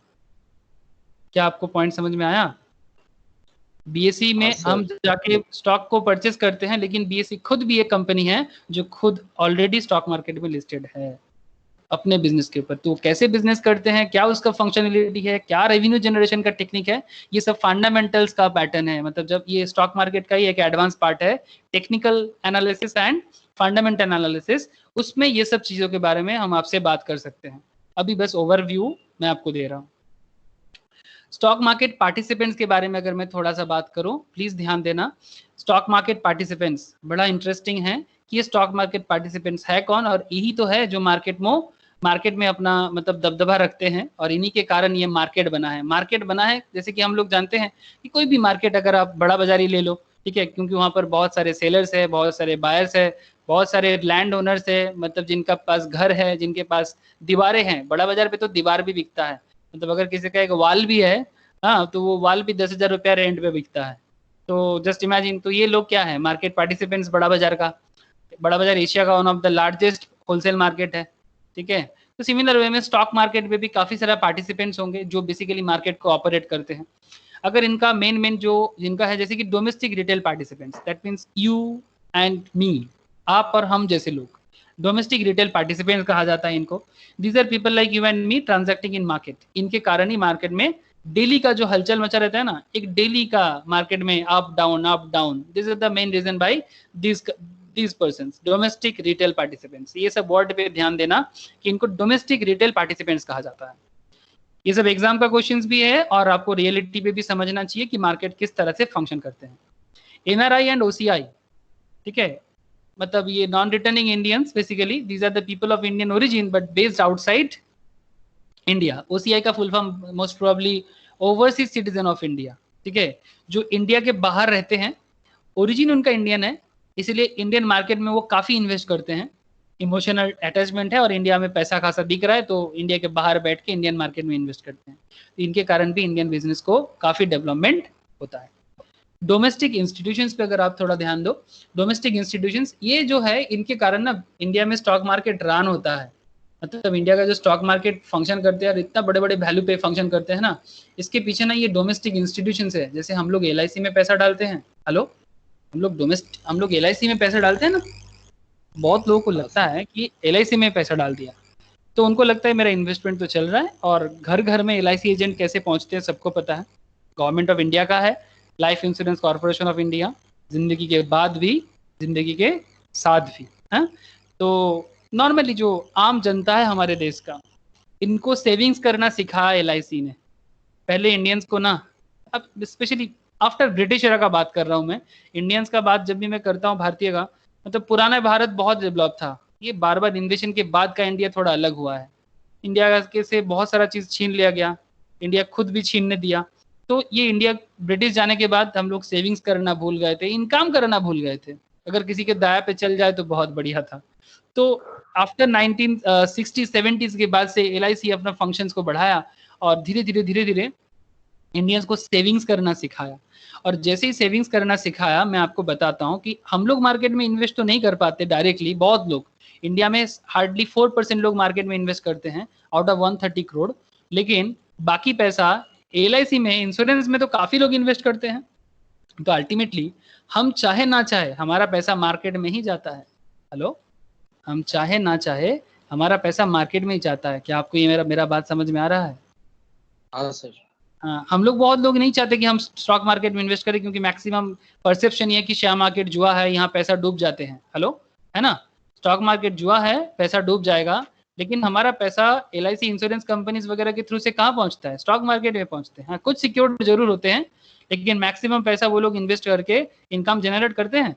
मैं आपको बताता हूँ, अगर एक सिंपल एक आपको बताता हूँ, एग्जैक्ट डेटा बाद में शेयर करूंगा आप लोगों के साथ में। अगर आप सिंपल सा एक डेटा मैं आपको बताता हूँ कि आप मानो कि ईयरली आप 10,000 इन्वेस्टमेंट करते हो LIC में, ठीक है? LIC में आपका सेविंग्स है 10,000। तो ऐसे नॉट ओनली यू, और आप घर से पर मंथ आके LIC एजेंट ऐसे करके 700-800 करके लेके जाते हैं। पर मंथ 700-800 काफ़ी लोग इन्वेस्ट कर सकते हैं, 700-800 करके। तो आप 10,000 करके इस तरह से 10,000 के आसपास इन्वेस्टमेंट करते हो LIC में। अब LIC क्या करता है, आपका इस 10,000 का कुछ परसेंट को सिक्योरिटी में रख के बाकी अमाउंट, सपोज 5,000 रख लिया, बाकी 5,000 स्टॉक मार्केट में इन्वेस्ट कर दिया। हेलो, समझ में आ रहा है? हाँ सर। मैं बस आपको एक छोटा सा डेटा देता हूं। 2016 में LIC ने 1% स्टेक, 2016 में LIC 1% स्टेक को सेल किया था, और बदले में 1% स्टेक, हाँ, शेयर मार्केट में 1% स्टेक सेल किया था, बदले में उसको 1,000 करोड़ मिला था। तो जस्ट इमेजिन करो कि स्टॉक मार्केट में LIC कितना पैसा इन्वेस्ट करते हैं। ऐसे आपका हमारा 5,000 करके भी अगर वो इन्वेस्ट करता है, और मुझे जितना आइडिया है कि करेंटली इंडिया में अगर 130 करोड़ पॉपुलेशन है, तो कम से कम 50 करोड़ लोगों का तो इंश्योरेंस चलता ही है, कुछ ना कुछ छोटा मोटा कुछ ना कुछ इंश्योरेंस चलता है। और ये सब पैसा कहीं ना कहीं अल्टीमेटली मार्केट में ही जाता है। और वो मार्केट में क्यों जाता है? अब एक सवाल आता है कि इसे स्टॉक मार्केट में क्यों देता है LIC? स्टॉक मार्केट में 7 से 8 हजार कंपनी लिस्टेड है, NSE BSE को मिला के। हाँ, NSE BSE को मिला के 7 से 8 हजार कंपनी लिस्टेड है। ये जो 7,000 से लेके 8,000 कंपनी लिस्टेड है, ये कंपनी को चाहिए कैपिटल। अब ये कैपिटल कहाँ से लेगा? ये हमसे डायरेक्टली, जो लोग हम लोग डायरेक्टली मार्केट में इन्वेस्टमेंट कर सकते हैं, हमसे ले लेता है, या फिर जो स्टॉक मार्केट इंश्योरेंस कंपनीज है लाइक LICI, GICI, ठीक है, इनके पास जो हम जमा राशि करते हैं ना, यहाँ से भी इन्वेस्ट कर लेते हैं। तो इनको जो भी कैपिटल चाहिए होता है, ये 7,000 8,000 कंपनीज को, ये यहाँ से भी पैसा लेके अपने मार्केट में बिजनेस बनाते हैं, और बाद में रिटर्न जनरेट करके LIC को देते हैं। और एक मजा का बात देखो, एक बहुत ही इंटरेस्टिंग पॉइंट देखो कि ये LIC मार्केट से कितना इनकम करता है कि 1% स्टेक शेयर करके इनको 1,000 करोड़ मिलता है। इसका मतलब LIC का अगर हम एवरेज इन्वेस्टमेंट के रिटर्न देखें ना, तो करीब करीब 50% के आसपास है जब प्रॉपर मार्केट चलता है। कम से कम तो 30% के आसपास तो LIC इनकम कर ही लेता है। लेकिन हमें कितना देता है? कभी आप लोग अगर घर पे हिसाब करके देखेंगे ना, अगर घर पे LIC पॉलिसी सबका चलता होगा किसी ना किसी इंश्योरेंस कंपनीज के साथ, अगर आप थोड़ा सा काउंट करोगे ना, तो आपको पता चलेगा कि हार्डली आपको 5 से 6% रिटर्न देता है LIC। आप थोड़ा सा काउंट करके देखना कि इतना पैसा डाले इतना दिन में, हाँ, 2 साल 3 साल 4 साल 5 साल में आपको इतना पैसा मिल रहा है। मैं आपको सिखाऊंगा कंपाउंडिंग करना, जिनको नहीं आता है, ठीक है, मैं कंपाउंडिंग करके आपको बताऊंगा। 5-6%, जोर से जोर 7% का कोई बहुत अच्छा पॉलिसी हो जाए, इससे अच्छा आपको नहीं देता। लेकिन वो खुद कितना कमा लेता है? करीब करीब 30% 50% ऐसा, ठीक है।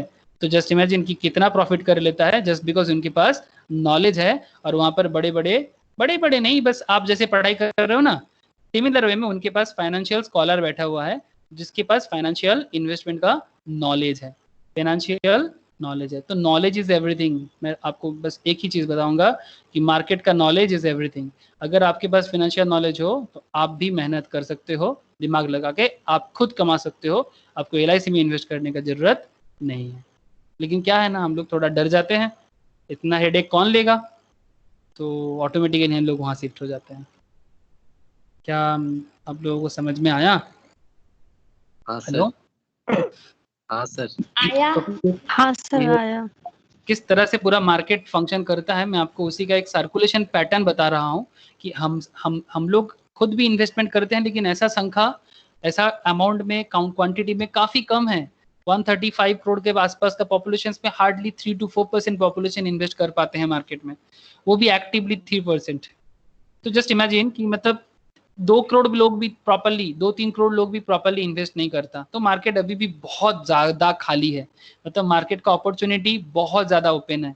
अभी बहुत कंपनी मार्केट में इंडिया में बिल्डअप हो सकता है अगर मार्केट में कैपिटल का फ्लो बढ़े, अगर लोगों के पास इसका नॉलेज बढ़े, तो ऑटोमेटिकली लोग और भी कंपनी स्टॉक मार्केट में लिस्टेड होगा और गवर्नमेंट लेवल पे कुछ ना कुछ डेवलपमेंट होगा। मैं आपको दिखाता हूँ कि आत्मनिर्भर प्रोजेक्ट के ऊपर क्या किया है। मैं आपके पास अभी आता हूँ, एक बार बस ये 2-3 पॉइंट और डिस्कस कर देता हूँ। डोमेस्टिक इंस्टीट्यूशंस में LIC, कोई भी, नॉट ओनली LIC, GIC वगैरह भी है, general insurance corporation. Domestic asset management company, ये कौन है? आप लोग म्यूचुअल फंड का नाम तो सुने होंगे ना? हाँ, ये डोमेस्टिक एसेट मैनेजमेंट कंपनी मतलब म्यूचुअल फंड कंपनीज है। ठीक है, यहाँ पर कुछ एग्जांपल दिया हुआ है, like SBI mutual fund, DSP black rock, fidelity investment, HDFC AMC। इनका सिंपल सा कहना है कि भाई अगर आप अपना फंड डायरेक्टली मार्केट में डाल नहीं सकते तो हमें दे दो, हम आपका रिस्क को थोड़ा बहुत इधर उधर बांट देंगे, कुछ पैसा हम आपका डेब्ट में डाल देंगे। डेब्ट मतलब लोन फंड, जहां पर थोड़ा सिक्योर्ड है, लाइक गवर्नमेंट बॉन्ड्स वगैरह में, और कुछ फंड हम रिस्क की जोन में डालेंगे जहां से आपको रिटर्न मिलेगा। थोड़ा म्यूट करना, किसी का म्यूट नहीं है तो बैकग्राउंड नॉइज आ रहा है। फिडिलिटी इन्वेस्टमेंट, HDFC AMC, तो म्यूचुअल फंड कंपनीज आप भी बना सकते हो, फ्यूचर में आप भी बना सकते हो। NICM का एग्जाम क्लियर करके अगर आपको लगता है कि आप खुद भी एक म्यूचुअल फंड कंपनी बनाना चाहते हो, तो शुरू में थोड़ा सा मेहनत है, लेकिन इसके लिए बस एग्जाम क्रैक करने के बाद आप लोकल लेवल में भी चालू कर सकते हो। लेकिन उसके लिए आपका प्रॉपर फाइनेंशियल नॉलेज होना चाहिए, और आप भी इस तरह से फंड क्रिएट करके मार्केट में पहले आपको मतलब सब कंपनी के हिसाब से, सब ब्रोकिंग कंपनी या सब म्यूचुअल फंड एजेंट से लेना पड़ेगा। बाद में धीरे धीरे अगर आपके पास अच्छा दिमाग हो और आपका फंड यूज करके, जैसे एक कंपनी है Motilal Oswal. Motilal Oswal famous chartered accountant है, जानते हो? मोतीलाल ओसवाल मतलब वो जो फंड बनाया था 1980s के टाइम पे, 1980s 1990s इवन 2000 के स्टार्टिंग में भी मोतीलाल ओसवाल जो फंड बनाए थे, वो फंड इतना ज्यादा डेवलप किया था मार्केट का, मतलब उनका जो इकोनॉमी का फ्यूचरिस्टिक जो सोच था, उनके कारण मोतीलाल ओसवाल कंपनी बाद में इतना ज्यादा फ्लोरिश हुआ था। और आज भी Motilal Oswal one of the leading company in India, broking companies में, म्यूचुअल फंड कंपनीज में काफी लीडिंग है, क्योंकि उनका जो सोच है ना, उसका जो दिमाग है, मतलब जो उनके वहां पर जो इन्वेस्टमेंट एडवाइजरी लेवल पे जो लोग काम करते हैं, मतलब उनका मतलब कॉन्सेप्ट बड़ा बढ़िया है, और बहुत लोगों का पैसा बना के दिया था, बहुत लोगों को, क्योंकि they have a knowledge, because they have a knowledge कि कैसे मार्केट फंक्शन करते हैं। लेकिन इनका ब्रोकरेज चार्जेस भी काफी हाई है। ठीक है, मैं आपको बस एक बार दिखाना हूँ मोतीलाल ओसवाल जी को, काफी मतलब फेमस इंसान है। इनका ये और इनका एक दोस्त दोनों मिलके बनाया था, मोतीलाल ओसवाल ग्रुप है। मोतीलाल ओसवाल जी, वो दोस्त सर पहले फार्मर था सर। हाँ, उनका दोस्त का नाम मोस्ट प्रोबेबली मुझे याद नहीं आ रहा है, क्या नाम है बताओ तो?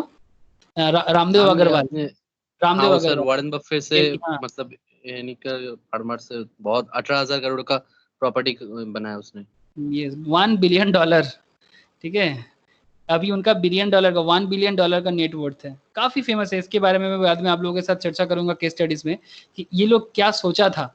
ठीक है, तो हम लोगों को एकदम कॉपी तो नहीं करना है, बट हम लोग इंस्पिरेशन जरूर ले सकते हैं कि किस तरह से ये लोग अपने आप को बिल्डअप किया था, फिर आगे आगे बहुत फेमस कंपनी बनाए। लेकिन इसके लिए फाइनेंस और अकाउंट्स लेवल में जो नॉलेज आपको गैदर करना है, उस पर थोड़ा सा फोकस जरूर करना होगा। तो जो भी हो, ये है मोतीलाल ओसवाल के बारे में मैं आपके सामने आया। तो बस आपको यही बताना था कि मोतीलाल ओसवाल किस तरह से अपने आप को बिल्डअप किया। मोतीलाल ओसवाल का नॉलेज और रामदेव अग्रवाल का इन्वेस्टमेंट का जगह, दोनों मिला जुला के ये लोगों ने कंपनी बनाया। ठीक है, ये देखो, institute of chartered accountant give Oswal with excellent business achiever in financial service, मतलब फेमस है। इनके बारे में काफी बाद में मैं चर्चा करता हूँ लोगों के सामने। दे आर द इंस्पिरेशंस की तब जाके इंडिया में आज जैसे हालत है, इंडिया का जो इकोनॉमी बिल्डअप हुआ है। तो ये है आपका एसेट मैनेजमेंट कंपनी, किस तरह से एसेट मैनेजमेंट कंपनी बनता है। मैं आपके सामने एक एसेट मैनेजमेंट कंपनी का बिल्डर का भी नाम यूज किया, जो एक लैंडमार्क, एक अचीवमेंट है उनका। तो और भी है फॉरेन इंस्टीट्यूशनल इन्वेस्टर्स, जैसे इंडिया का इंस्टीट्यूशनल इन्वेस्टर्स है ना, ठीक है, सिमिलर वे में फॉरेन इंस्टीट्यूशनल इन्वेस्टर्स भी है, like non Indian corporate entities, मतलब फॉरेन कंपनी हमारे इंडियन मार्केट में इन्वेस्ट करते हैं। Not only foreign company, foreign mutual fund companies भी हमारे इंडियन मार्केट में इन्वेस्टमेंट कर सकते हैं, लेकिन इनका इन्वेस्टमेंट करने का जो जगह है वो थोड़ा सा सिक्योर्ड वे में, गवर्नमेंट वे से होता है। नहीं तो फॉरेनर के पास इतना पैसा है वो पूरा का पूरा मार्केट को परचेस ही कर ले, ठीक है। यूएस वगैरह के पास इतना पैसा है कि इंडिया को इजीली परचेस कर लेगा, लेकिन ऐसा तो हम होने नहीं दे सकते ना। तब तो ब्रिटिश राज की जगह फिर से अमेरिकन राज चालू हो जाएगा। जैसे 47 के बाद ये प्रॉब्लम इंडिया के सामने आया था, तो अमेरिकन ने बोला था कि हम लोग 5 साल दे दो, इंडिया को फिर से बना के दे देंगे लेकिन उस टाइम पे जो भी था बोले अभी तो आज़ादी मिला है, थोड़ा बहुत एडजस्टमेंट, आज़ादी तो नहीं मिला था, आज भी मुझे नहीं लगता आज़ादी मिला है, बस पावर ट्रांसफर हुआ है। मेरे पर्सनल पॉइंट ऑफ व्यू वही है, it's just a transfer of power, ठीक है। मतलब ब्रिटिश नेशनल से, ब्रिटिश फॉरेनर से ब्रिटिश माइंडेड इंडियंस के हाथ में पावर ट्रांसफर हुआ है। This is my point of view, क्योंकि आज़ादी कहाँ है मुझे तो नहीं दिखता। Now, irrespective of the category of market participant, the agenda for everyone is the same: to make profitable transaction, more bluntly put, to make money. मतलब ये सारा का सारा मतलब foreign companies, foreign asset management companies, ठीक है, ये सब क्या करते हैं अपने मार्केट में। सिमिलर वे में इंडिया भी फॉरेन मार्केट में इन्वेस्ट करते हैं, मतलब अमेरिकन मार्केट में, अमेरिकन म्यूचुअल फंड्स में इन्वेस्ट करते हैं। कौन करते हैं? इंडियन गवर्नमेंट करता है, इंडियन कंपनीज करते हैं, बड़े बड़े जो बिग कंपनीज है, कॉर्पोरेट एंटिटीज है, वो करते हैं। तो सिमिलर वे में वो लोग भी हमारे मार्केट में आ सकते हैं, क्योंकि ग्लोबल इकोनॉमी है, ग्लोबल इकोनॉमी में ये होता है, फॉरेन डायरेक्ट इन्वेस्टमेंट के थ्रू से भी होता है। तो यहाँ पर आपको ये चीज़ तो जरूर समझ में आया होगा कि किस तरह से मार्केट पार्टिसिपेंट्स मार्केट को ऑपरेट करते हैं। Domestic retail participants, NRI, OCI, domestic institutions, domestic asset management companies, foreign institutional investors. आपको पता होना चाहिए ना कि जिस मार्केट पे आप खेल रहे हो उस मार्केट में और कौन कौन खेल रहा है। अगर आपको यही नहीं पता कि मार्केट में कौन खेल रहा है, ओपोनेंट में कौन है, साथ में कौन है, तो आप मार्केट को किस तरह से रीड कर पाओगे, है ना। तो इसलिए फील्ड में उतरने से पहले रफ वर्क हो जाना चाहिए कि किसके साथ आप खेल रहे हो, आपके टीम में कौन है, आपके ऑपोजिट साइड में कौन है। You have to know everything. जैसे जब मैं चाइना वगैरह की बात करता हूँ, वो लोग ऑपोनेंट साइड में है, अपने इकोनॉमी को अपने तरफ खींचना चाहता है। सिमिलर वे में जब आप इनके बारे में पढ़ते हो जो मार्केट में इन्वेस्ट करते हैं, ये लोग आपका को प्लेयर है, लेकिन इनके कारण भी आपका मार्केट इधर उधर हो सकते हैं। जैसे कि domestic institutions, domestic asset management, foreign institutional, ये लोग ना मार्केट को अपने तरह मोनोपोली की तरह मैनिपुलेट कर सकते हैं। तो ताकि डोमेस्टिक इन्वेस्टमेंट का मतलब जो भी आपका इंटरेस्ट है ये प्रॉपरली रहे, तो सेबी इसके ऊपर काम करने का मतलब क्या बोलो रिस्पॉन्सिबिलिटीज लेके रखा है। ये देखो रेगुलेटर्स में सेबी को देखो, सेबी क्या किया, security exchange board of India, the objective of SEBI is to promote the development of stock exchange, protect interest of retail investor. मतलब हम आप जैसे छोटे छोटे इन्वेस्टर्स जो जोर से जोर लाखों करोड़ों में इन्वेस्ट कर पाते हैं, इनका इंटरेस्ट देखना, ताकि बड़े बड़े इन्वेस्टर के सामने जो लोग हजार करोड़, 1000 करोड़, लाख करोड़ इन्वेस्ट करते हैं, इनके सामने ये मार्केट को मैनिपुलेट ना कर ले। जैसे आपको थोड़ा बहुत मैं बताता हूँ, आप लोग कुछ मूवीज है मार्केट में, मार्केट के ऊपर देख सकते हो। जैसे एक मूवी रिसेंट में आया सैफ अली खान का, बाजार बोल के, एक ओल्ड मूवीज है जो मूवी का नाम है मोस्ट प्रोबेबली आपका गफला, मोस्ट प्रोबेबली हाँ गफला, जिसमें वो 94-95 में इंश्योरेंस में, नाम अब लोगों में किसी को याद आ रहा है, मुझे नाम याद नहीं आ रहा है, वो जो इंश्योरेंस कंपनीज के थ्रू से, LIC के थ्रू से मार्केट को मैनिपुलेट किया था। शंकर जी याद आ रहा है नाम उनका? घोटाला, हर्षद मेहता। हेलो, हर्षद मेहता तो सर वो क्या किया था, शॉर्ट सेलिंग करके तो किया था शायद। हाँ घोटाला किया था ना, वही मैं बोल रहा था आप लोगों के सामने कि जिस तरह से मतलब मार्केट में जो मतलब घोटाला होता है, जिस तरह से मैनिपुलेशन होता है, ठीक है, तो वो लोग मार्केट को मैनिपुलेट कर लिया था ना। तो मार्केट को अपने तरफ मैनिपुलेट करना एक तरह का इलीगल एक्टिविटीज होते हैं। तो सेबी का ये सब रेस्पॉन्सिबिलिटीज होते हैं कि कोई भी मार्केट को अपने तरफ से मैनिपुलेट ना कर पाए। तो आप लोग गफला या फिर बाजार मूवी देखा करो तो थोड़ा सा आइडिया क्लैरिटी होगा, थोड़ा सिनेमैटिक है लेकिन आइडिया क्लैरिटी आएगा। लेकिन अभी मार्केट उतना भी इलीगल वे में नहीं चलता है, मतलब काफी ज्यादा सिक्योर्ड हो चुका है, काफी 94-95 के बाद से अभी काफी सिक्योर्ड है। तो अगर मैं सेबी का फंक्शनलिटी पे थोड़ा सा ध्यान दूं तो ये क्या है, स्टॉक एक्सचेंज है, conduct it's business Fairlie, stock brokers and sub brokers conduct their business fairly, participants don't get involved in unfair practice, corporate don't use the market to unduly benefit themselves। जैसे कि सत्यम computers का कहानी आपको याद है, सत्यम computers 2007-8 का case है। सत्यम computers बोल के एक फेमस IT सेक्टर्स का कंपनी जैसे TCS, इन्फोसिस, विप्रो है ना, सिमिलर वे में ये सत्यम कंप्यूटर्स भी मार्केट में आया था। सत्यम कंप्यूटर्स अभी जिस नाम पे मार्केट में चलता है वो है टेक महिंद्रा बाद में सत्यम कंप्यूटर्स का जो भी था वो उसको काफी सस्ता दाम पे परचेस किया था। ये सत्यम कंप्यूटर्स का जो ओनर थे उनका नाम थे रामालिंगम राजू, ये चीज़ मैं ऑडिट में भी पढ़ाता हूँ, सी इंटर वगैरह, CMA इंटर वगैरह में।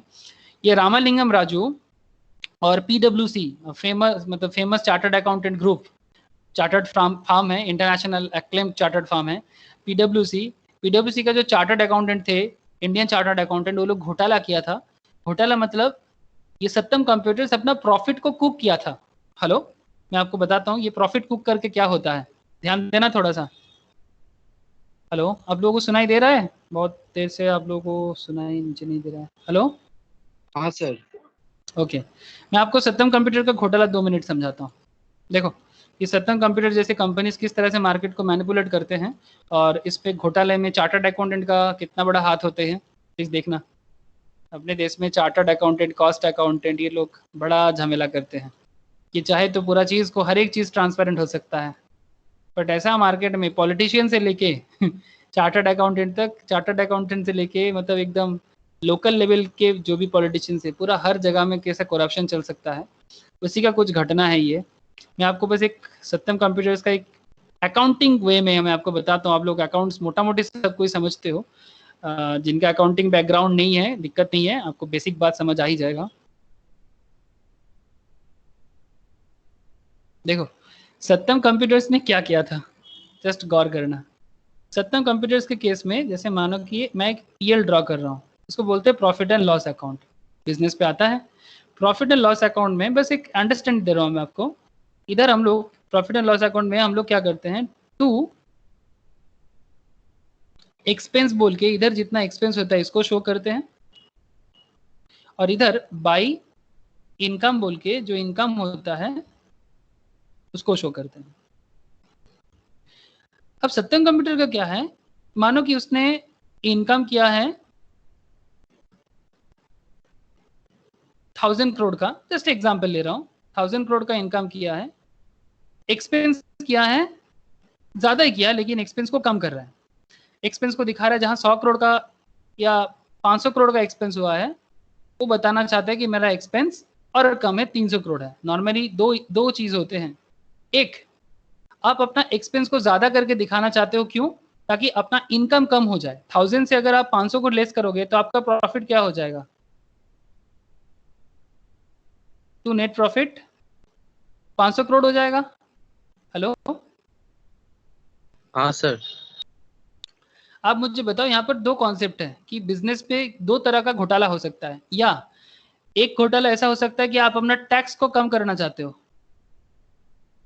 टैक्स को लेस दिखाना चाहते हो, इसके लिए आपको क्या करना पड़ेगा, आप अपना एक्सपेंस को ज्यादा करना चाहोगे।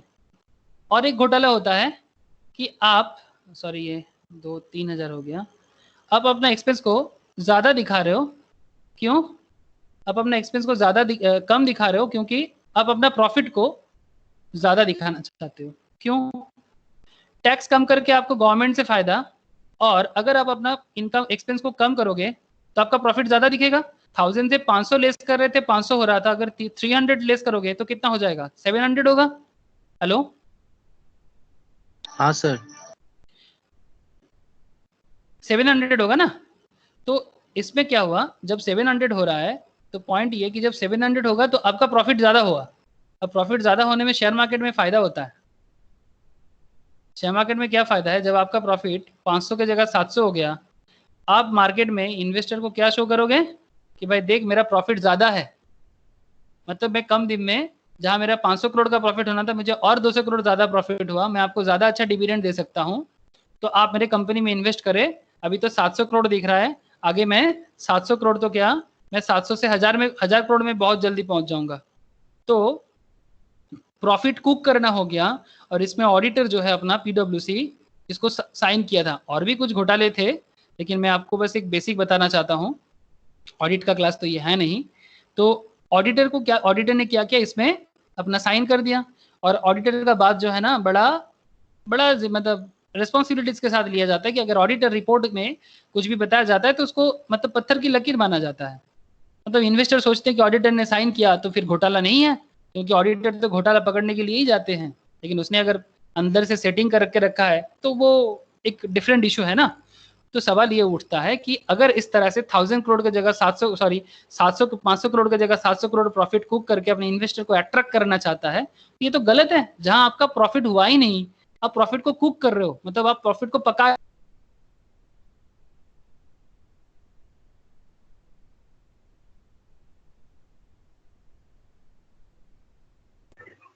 हेलो सर का कनेक्शन चला गया। सर, नहीं ना? हाँ वही पूछ रहा है, आवाज गाना बंद हो गया। कनेक्शन चला गया शायद सर।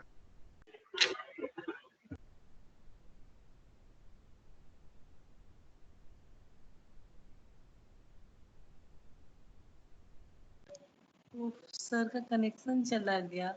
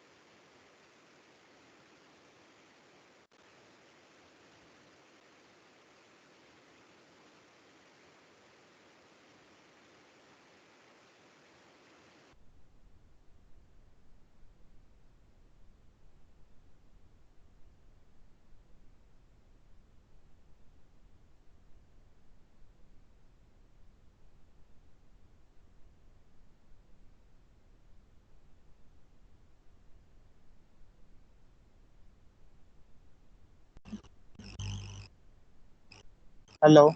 हाँ हेलो, थोड़ा नेटवर्क इशू है मेरे यहाँ पर। अच्छा ठीक है,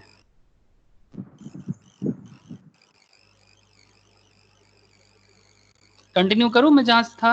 हेलो, सब कोई है ना? हाँ कि सर। चला गया? हाँ सर, एक चला गया शायद। Okay. है ठीक है, अगर कोई चला गया तो क्या कर सकते हैं, थोड़ा नेटवर्क इशू हो गया मेरे यहाँ पर। भगवान करे जल्दी ठीक हो जाए ये नेटवर्क प्रॉब्लम।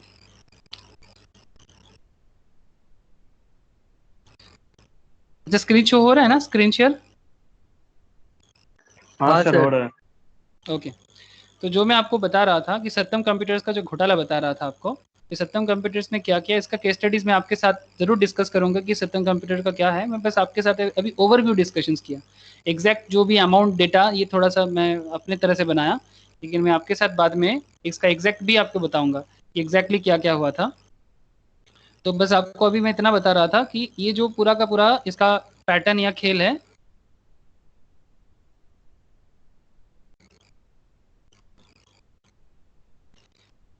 इसका जो अभी का जो इसका जो खेल है ना, इसको मैं आपको ये बताया कि क्या हुआ था इसके केस में, और उसके बाद मार्केट में क्या इफेक्ट आया था। फिर सत्यम कंप्यूटर पे ऊपर केस चला, मार्केट से उसको बाहर जाना पड़ा, फिर बाद में थोड़ा लो प्राइस में टेक महिंद्रा ने इसको परचेज कर लिया।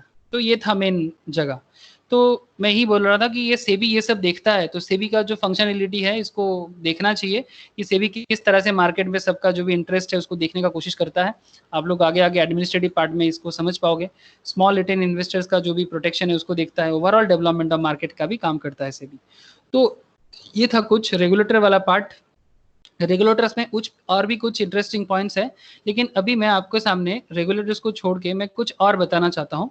रेगुलेटर्स का जो एक ओवरव्यू तो आपको मिल ही गया, बाकी चीज आपको मैं होमवर्क के लिए दे रहा हूँ कि आप लोग घर में एक बार गो थ्रू करो। मैं नेक्स्ट दिन आपको जो भी प्रॉब्लम है डिस्कस करूंगा। आपके सामने स्टडी मैट है, जिनके पास नहीं है मैं शेयर कर लूंगा सॉफ्ट कॉपी आपके सामने। क्या आत्मनिर्भर भारत का प्रोजेक्ट दिख रहा है? हेलो, हाँ सर। हाँ सर।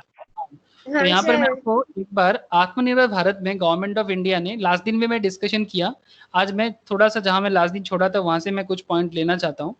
कि जैसे कि मैं आपको यहाँ पर दिखाना चाहता हूँ कि गवर्नमेंट ने रिसेंटली कि ये जो बिजनेस इंक्लूडिंग एमएसएमईज मतलब माइक्रो स्मॉल मीडियम एंटरप्राइज के केस में रिसेंटली गवर्नमेंट ने कुछ पॉइंट्स में डिस्कशंस किया और अपना 20 लाख करोड़ को किस तरह से गवर्नमेंट मतलब अलग अलग लेवल पे छोड़ रहा है और अपने बिजनेस को डेवलप करने के कुछ प्लानिंग बनाया, वो मैं कुछ थोड़ा सा आप लोगों के साथ शेयर कर रहा हूँ। जैसे कि आप देख पा रहे हो कि 3 lakh crore collateral free automatic loans. चलिए प्रोजेक्ट पे डायरेक्ट बात करते हैं कि अगर ऐसा सच में होता है तो क्या मार्केट किस लेवल पे अगला 5-10 साल में कि मार्केट कहाँ जा सकता है, और सीरियसली अगर इसको अप्लाई किया जाए, आई एम नॉट जोकिंग, अगर सच में गवर्नमेंट ऐसा कर पाता है और इसको प्रॉपर वे में इसको गवर्नमेंट अगर एक मतलब सच्ची में एक प्रॉपर ऑब्जेक्टिव दे सकता है तो इट्स अ ह्यूज थिंग। जैसे कि आप देखो 3 lakh crore collateral free automatic loan for business including MSME मतलब माइक्रो स्मॉल मीडियम एंटरप्राइज के केस में 3 लाख करोड़ का एक लोन का पैकेज दिया है, वो भी कोलैटरल फ्री। मतलब आपको कोई भी मॉर्गेज रखने का जरूरत नहीं है। ये कोविड-19 के कारण बिजनेस में जो हुआ है उसके कारण दे रहा है। Decision emergency credit line to business MSME from banks and NBFCs up to 20% of entire outstanding credit as on 29/2/2020।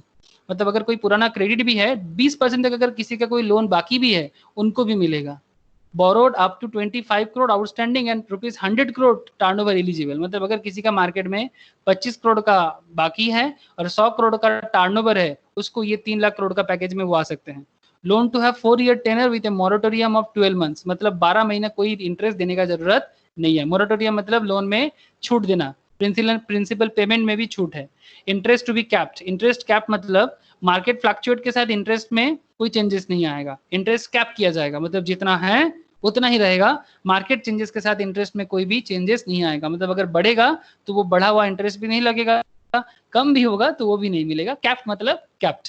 100% credit guarantee covered to banks and NBFC on principal and interest. Scheme can be able till 31st August 2020.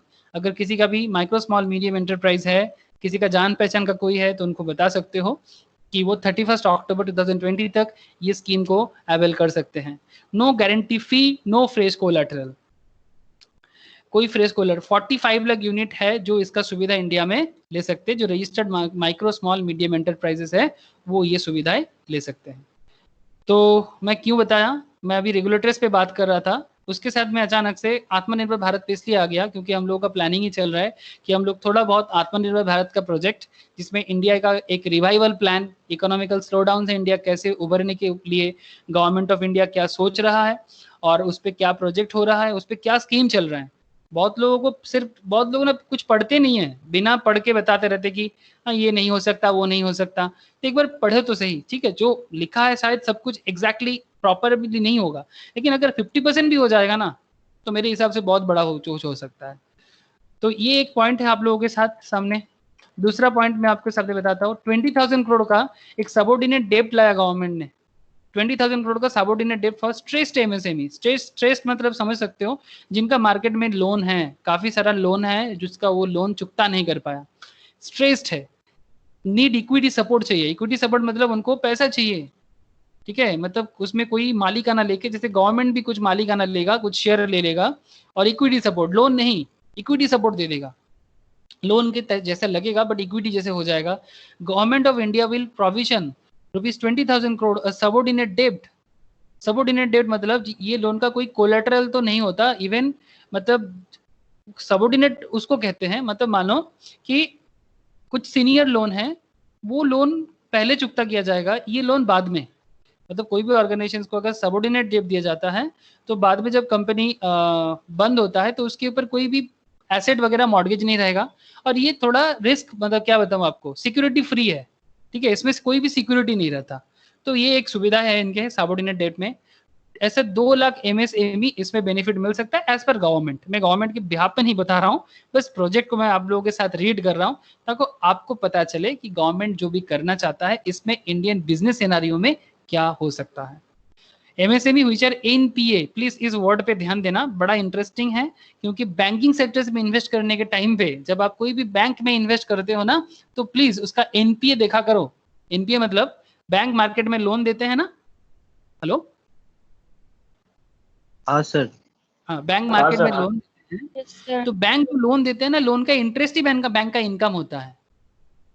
अब जो loan का interest bank को नहीं मिलता है ना, उसको कहते हैं एनपीए।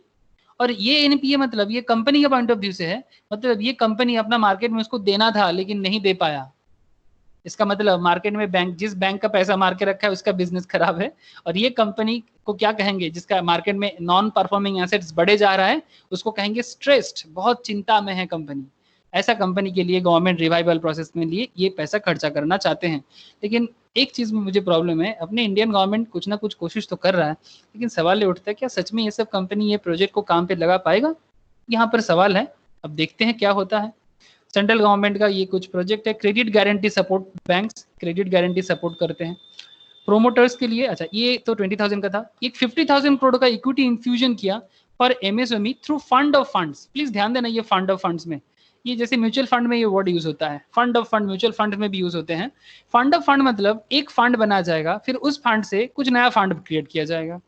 एक बड़ा फंड होगा, फिर उस बड़े फंड से कुछ डॉटर फंड्स, कुछ सिस्टर फंड्स, कुछ ब्रदर फंड्स, ऐसा करके निकलेगा। तो इस पे 50,000 करोड़ को इस तरह से इन्फ्यूज किया जाएगा।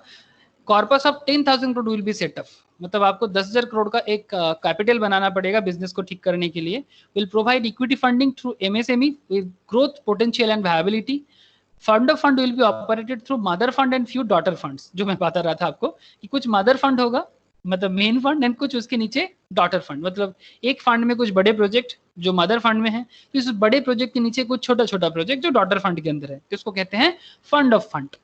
ये इस तरह से ना म्यूचुअल फंड में भी सिमिलर वर्ड यूज होता है, फंड ऑफ फंड। हाँ सुमित म्यूचुअल फंड का पढ़ाई कर चुके हो, सुमित को याद है फंड ऑफ फंड? या सुमित चला गया? Okay, Sumit. Fund structure will be help leverage 50,000 crore of fund at daughter funds level. Daughter fund level में ये 50,000 तक का काम कर सकता है. Will help to expand MSME size as well as capacity. और एक चीज भी यहाँ पर बोला है, एक मिनट रुको, यहाँ पर कुछ आ गया जो मैं आप लोगों के साथ बोलना चाह रहा था। ये तो यहाँ पर क्या लिखा लास्ट पॉइंट में, will encourage MSMEs to get listed on main board of stock exchange. क्या पॉइंट दिख रहा है? हेलो, हाँ सर। गवर्नमेंट चाहते हैं micro small and medium enterprise जो है वो स्टॉक एक्सचेंज में आ जाए। इसका मतलब अगर ऐसा सच में हो जाए तो ये जितना सारा कंपनीज है माइक्रो स्मॉल मीडियम एंटरप्राइज में, तो इंडिया का स्टॉक मार्केट में क्या बड़ा, एक बहुत बड़ा कुछ हो सकता है। अगर कुछ कंपनीज, हाँ बोलो। বলছি যে এক্স্যাক্টলি মানে এমএসএমই বলতে একটা মানে লিমিটেড একটা সার্টেন মানে টার্নওভার রয়েছে সেরকম হিসেবে বলছে নাকি এটা মানে मैं एमएसएमई के बारे में बता रहा हूँ, किसको एमएसएमई कहते हैं। वेट सुमित उस पे आ रहे हैं कि एमएसएमई का मतलब क्या है। वेरी गुड क्वेश्चन, अभी उसी पे बात करेंगे कि एमएसएमई में कौन आता है। ठीक है, एमएसएमई का डेफिनेशन क्या है, चलो उसी में बात कर लेते हैं। न्यू डेफिनेशन ऑफ एमएसएमई, देखा सवाल आया मन में तो जवाब भी रेडी है सामने। लो threshold of MSME definition have created a fear among MSME of graduating out of the benefits and hence killing the urge to grow, मतलब ताकि वो ग्रो करे। ठीक है, इसमें रिवाइज किया गया है MSME को, क्योंकि कुछ बहुत दिनों का पेंडिंग डिमांड था। MSME का जो भी डेफिनेशन था उसको चेंज किया गया, क्योंकि इसमें डेफिनेशन बड़ा कम लेवल पे था, 5 लाख 10 लाख पे था, उसको करोड़ों में ट्रांसफर किया गया। नेसेसरी अमेंडमेंट टू लॉ भी किया गया। अब देखो ठीक है क्या अमेंडमेंट आया है। क्या आपको कुछ टेबल दिख रहा है? देखो एक टेबल है, एक चार्ट है, existing and revise definition of MSME. Hello, दिख रहा है ना? हाँ सर। अगर आप देखोगे, देखो manufacturing enterprise investment less than 25 lakh पहले का था। माइक्रो में बताया जाता था कि अगर ये पहले का है, अगर कोई मैन्युफैक्चरिंग एंटरप्राइज था जिसका इन्वेस्टमेंट अगर 25 लाख से कम था तो उसको माइक्रो कहा जाता था। अगर 5 करोड़ से कम था तो स्मॉल कहा जाता था, 10 करोड़ से कम था तो मीडियम कहा जाता था। सर्विस के केस में 10 लाख से कम था तो इन्वेस्टमेंट, तो फिर माइक्रो, 2 करोड़ से कम था तो स्मॉल, एंड मीडियम के केस में 5 करोड़ से नीचे होगा तो मीडियम, क्योंकि यहाँ माइक्रो स्मॉल एंड मीडियम का बात हो रहा है। लेकिन रिवाइज्ड एमएसएमई स्कीम में अब काफी चेंजेस, बड़ा चेंजेस देखोगे। एक बार नीचे देखो आप लोग, कॉम्पोजिट क्राइटेरिया में मैन्युफैक्चरिंग सर्विस दोनों को मिक्स कर दिया गया। ठीक है, मतलब दोनों का जो पहले अलग अलग हिसाब था उसको चेंज कर दिया गवर्नमेंट ने। अभी गवर्नमेंट कह रहा है कि इन्वेस्टमेंट अगर 1 करोड़ से नीचे तक का है और टर्नओवर 5 करोड़ से नीचे का है, चाहे मैन्युफैक्चरिंग हो सर्विस हो, पहले मैन्युफैक्चरिंग और सर्विस को अलग नजर से देखा जाता था, अभी दोनों को सेम नजर में देखा जाएगा। अगर इन्वेस्टमेंट 1 करोड़ से नीचे और टर्नओवर भी 1 करोड़ से नीचे है, 5 करोड़ से नीचे है, तो आप माइक्रो हो। दैट मीन्स आपका पैसा मिलने का, फंड मिलने का जो जगह है वो बढ़ गया। कहाँ 25 लाख 10 लाख और कहाँ 1 करोड़ 5 करोड़। स्मॉल का डेफिनेशन देखो, 10 करोड़ से नीचे 50 करोड़ से नीचे का टर्नओवर। मीडियम मतलब 20 करोड़ का नीचे का इन्वेस्टमेंट, टर्नओवर 100 करोड़ के नीचे। अगर ऐसा है तो फिर आप माइक्रो स्मॉल एंड मीडियम में आते हो। मतलब सिंपल कहना है कि अगर आपका टर्नओवर 100 करोड़ क्रॉस करता है तो आप मीडियम में नहीं रहोगे, तब आप लार्ज में मतलब आ जाओगे। तो ये नया एमएसएमई का लिस्टिंग है और इस पे गवर्नमेंट चाहता है कि अगर इस तरह का कंपनी स्टॉक मार्केट में आ जाए तो एक स्टॉक मार्केट में एक नया रिवोल्यूशन हो जाएगा, एक बहुत बड़ा रिवोल्यूशन हो जाएगा। बताओ कुछ समझ में आ रहा है? ये आत्मनिर्भर योजना किस तरह से इंडियन इकोनॉमी को चेंज कर सकता है? Yes sir. हाँ सर। बहुत बड़ा যদি হয় তাহলে बोलो बोलो, एक एक करके बोलो। বলছি যে এরকম যদি হয় তাহলে পেটিএম মতো, পেটিএম বা স্টেটের আন্ডারে যে কিছু কোম্পানি থাকে যেমন ফ্যাম স্টিল বা আমাদের আরো কিছু ফেমাস কোম্পানি রয়েছে, সেই সব কোম্পানিগুলো স্টক মার্কেটে লিস্টিং হতে পারবে। ऑब्वियसली काफी सारा कंपनी को स्टॉक मार्केट में लिस्टिंग होने का मौका मिलता है। Big opportunity, it's a big opportunity sir really big opportunity. मतलब मार्केट में एक बहुत बड़ा रिवाइवल आ सकता है। ओके और कुछ हेलो पॉइंट है क्या? हाँ बोलो। हेलो सर, इसके बारे में थोड़ा डिफरेंट पॉइंट था, वो जो वोकल से लोकल जो पॉइंट था ना, उसके बारे में कुछ था क्वेश्चन। हाँ बोलो बोलो, वोकल से लोकल बोलो। सर, जब से मतलब बोला है ना कि वोकल से लोकल होगा, तो उसके बाद से ही आप टीवी में शायद देख रहे हो। एक सेकंड, हाँ बोलो। और टीवी में जो दिखा रहा है ना कि डाबूर, आईटीसी, ये जो कंपनी है ना, वो बहुत हाँ एडवर्टाइजमेंट ज्यादा कर रहा है। तो मतलब कि दिखा रहा है कि हम इंडिया का कंपनी है, इंडिया का कंपनी है। तो सर हाँ, इससे क्या कुछ स्टॉक मार्केट में इफेक्ट आएगा? ऑब्वियसली इससे इफेक्ट ये आएगा कि अगर आईटीसी डबर जैसे कंपनी, क्योंकि इसका जो जन्म है, मतलब इसका जो बर्थ है ये इंडिया का है, ठीक है, कंपनी का ओनर भी इंडिया का है और इसका रजिस्ट्रेशन भी इंडिया में ही हुआ है। मतलब अगर आप नेस्ले देखो, हिंदुस्तान यूनिलीवर देखो, हिंदुस्तान यूनिलीवर कंट्रोल फ्रॉम नहीं जर्मनी। सर, मैंने ऐसा नहीं, मतलब कि लोगों का जो इमोशन से चलता है, लोग कहते हैं ना कि जो एड वगैरह इतना एडवर्टाइजमेंट इतना हो रहा है, तो इससे क्या कुछ प्राइस ऊपर नीचे जाने का कुछ है? हाँ ऑब्वियसली जा सकता है। इसमें एडवर्टाइजमेंट से तो कंपनी का बिजनेस पे असर आएगा। अगर आपको दिखा, आप अगर आप कंपनी का मतलब नेक्स्ट क्वार्टर में आपको समझ में आएगा कि अगर फोकल मतलब लोकल से ग्लोबल का जो पॉइंट ऑफ व्यू है, अगर सच में ये आईटीसी डबर जैसा कंपनी अपना प्रोडक्ट फॉरेन में सेल कर दिया तो इसका टर्नओवर बढ़ जाएगा। अगर टर्नओवर में इंक्रीमेंट आ जाएगा तो ऑटोमेटिकली इसका मार्केट वैल्यू नहीं बढ़ेगा। मार्केट में वैल्यू कब बढ़ता है? सिंपल है, जिसका बिजनेस ग्रोथ होगा उसका मार्केट वैल्यू बढ़ेगा। और बिजनेस ग्रोथ को करने के लिए, क्योंकि गवर्नमेंट के साथ ये सेम टू सेम नारा लगा रहा है कि हम लोकल चीज ग्लोबल में बेचना चाहते हैं और ऑलरेडी हम अपना एक्सपोर्ट को बिल्डअप करना चाहते हैं। तो अगर ये सच में एक्सपोर्ट बिल्डअप करने में सक्सेसफुल मतलब बन गया, जैसे ऑलरेडी डबर आईटीसी का काफी अच्छा मार्केट है, लेकिन ये ग्लोबली उतना फेमस नहीं है, not like Hindustan Unilever, not like Nestle. अगर आईटीसी का प्रोडक्ट भी फॉरेन मार्केट में काफी बड़ा लेवल पे बिकना चालू हो जाए तो इंडियन मार्केट में आईटीसी का डेवलपमेंट होने का चांसेस है। बट ऐसा नहीं कि एडवर्टाइजमेंट देने के बाद संगे संग हो जाएगा। आपको वेट करना पड़ेगा, इट्स टेक टाइम। आपको देखना पड़ेगा, क्वार्टर रिजल्ट के साथ देखना पड़ेगा। हाँ, कंपनी का प्रोडक्ट मार्केट के से मतलब लोकल मार्केट में भी आपको नजर लगाना पड़ेगा। कंपनी का एक्सपोर्टिंग का जो भी चल रहा है, कंपनी को वेबसाइट में जाके आप वहां पर देखो मार्केट में बिजनेस में कितना डेवलपमेंट हुआ है, तो आपको पता चलेगा कि सच में जो मतलब एडवर्टाइजमेंट वो कर रहा है, क्या उसके रिगार्डिंग उसका बिजनेस बन रहा है कि नहीं बन रहा है। अगर बिजनेस बनेगा तो क्यों नहीं मार्केट में अच्छा होगा। हिंदुस्तान यूनिलीवर, नेस्ले की जगह इसका शेयर बढ़ेगा। हेलो, हाँ सर। Yes sir. समझ में आया पॉइंट क्या है? यही पॉइंट है। Yes sir. ये सब में टाइम लगता है, ऐसा नहीं कि आज बोला तो कल हो गया। सर यहाँ पे और एक पॉइंट देखिए, जो लोग अच्छा अच्छा कंपनी होता है, कि जैसे कि मान लीजिए BMW होता, मर्सिडीज, ये सब कंपनी का कभी ऐड नहीं देता। जो लोग ऐड देता है वो मीडियम टाइप का होता है। कोई ऐसा नहीं सोचेगा कि ये मीडियम कंपनी, इसमें एडवर्टाइज में पैसा ज्यादा खर्चा कर रहा है, ऐसा नहीं सोचेगा कोई। नहीं देखिए, ऐसा बात नहीं है, बात ऐसा नहीं है। फर्स्ट ऑफ ऑल हर एक कंपनी अपना एडवर्टाइजमेंट देख के ही आज आया है। BMW, मर्सिडीज, ये सब कंपनी ऑलरेडी मार्केट में इतना मतलब अपना बिजनेस को बढ़ा चुका है कि इसका नाम ही अपने आप में एक बहुत बड़ा ब्रांड हो चुका है। और ये एक दिन में BMW, मर्सिडीज नहीं हुआ। अगर आप BMW, मर्सिडीज को सच में जानना चाहते हो तो उसका हिस्ट्री में जाओ, जब वो स्टार्ट किया था तो एक दिन में BMW नहीं बना है, एक दिन में मर्सिडीज नहीं बना है। एक कंपनी था जनरल मोटर बोल के, आप लोगों को पता होगा, लेकिन उसका बिजनेस अभी उतना नहीं चलता है, लेकिन वो इन लोगों से भी ज्यादा बड़ा कंपनी था। आई होप आप लोगों में से किसी को पता होगा जनरल मोटर के बारे में। हाँ, मोस्ट प्रोबेबली यूएस का कंपनी है, लेकिन अभी उसको यस उतना सर, वैल्यू यूएसए नहीं का। है। अभी वो फिर से वापस आना चाहता है और अपना ब्रांड को लाना चाहता है। जैसे कि एम्बेसडर, अपना हिंदुस्तान मोटर का एम्बेसडर जो उत्तरपड़ा में और चेन्नई में जिसका प्लांट था, बंद हो चुका है, क्योंकि समय के साथ वो अपने आप को बना नहीं पाया। कभी आप एम्बेसडर का एडवर्टाइजमेंट देखे थे? नहीं, नहीं सर। कभी नहीं सर देखे थे। लेकिन क्या एडवर्टाइजमेंट नहीं आया था तो इसका कारण? हाँ बोलो। सर मर्सिडीज, BMW और ऑडी, ये सब जो मतलब बड़ा ब्रांड का गाड़ी है, उसमें यही है बस, उसमें उसमें एक रूल है कि जैसे कोई नया प्रोडक्ट, मतलब जैसे नया कोई गाड़ी लॉन्च किया तो वो बस 1 से 2 बार ऐड देता है, और उसके बाद मतलब उसका मार्केट बना तो फिर बंद कर देता है। ऑब्वियसली, क्योंकि उसका ऑलरेडी उसका मार्केट में उसका मार्केट गुडविल बना हुआ है। था, यस सर। मार्केट बना हुआ है। जब मेरा प्रमोशन बना हुआ है तब मुझे प्रमोट करने का क्या जरूरत है? वो ऐड में ज्यादा पैसा खर्चा नहीं करके मतलब अपने क्यों करे? जो हाँ, आज तो एग्जैक्टली, वेरी बनाता है गुड। उस पर फोकस करता है। एग्जैक्टली, वो एड में ज्यादा खर्चा क्यों करेगा? क्योंकि जिसका ब्रांड ऑलरेडी, वो क्यों इतना खर्चा करेगा?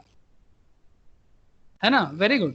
हाँ सर। लेकिन जब जब मार्केट किसी का गिर जाता है या कोई नया होता है मार्केट में, मतलब अभी स्टार्ट किया है, तो उसको प्रमोशन के लिए तो खर्चा वो करना पड़ता है। एडवर्टीजमेंट के लिए प्रमोशन बहुत करता है कि मेरा मतलब सामान बिक जाए जल्दी से। हाँ, और ऑलरेडी ये काम करता है। Pepsi yes sir. Coca Cola का इतना बड़ा मार्केट में, क्या वो ऐड करना बंद कर दिया?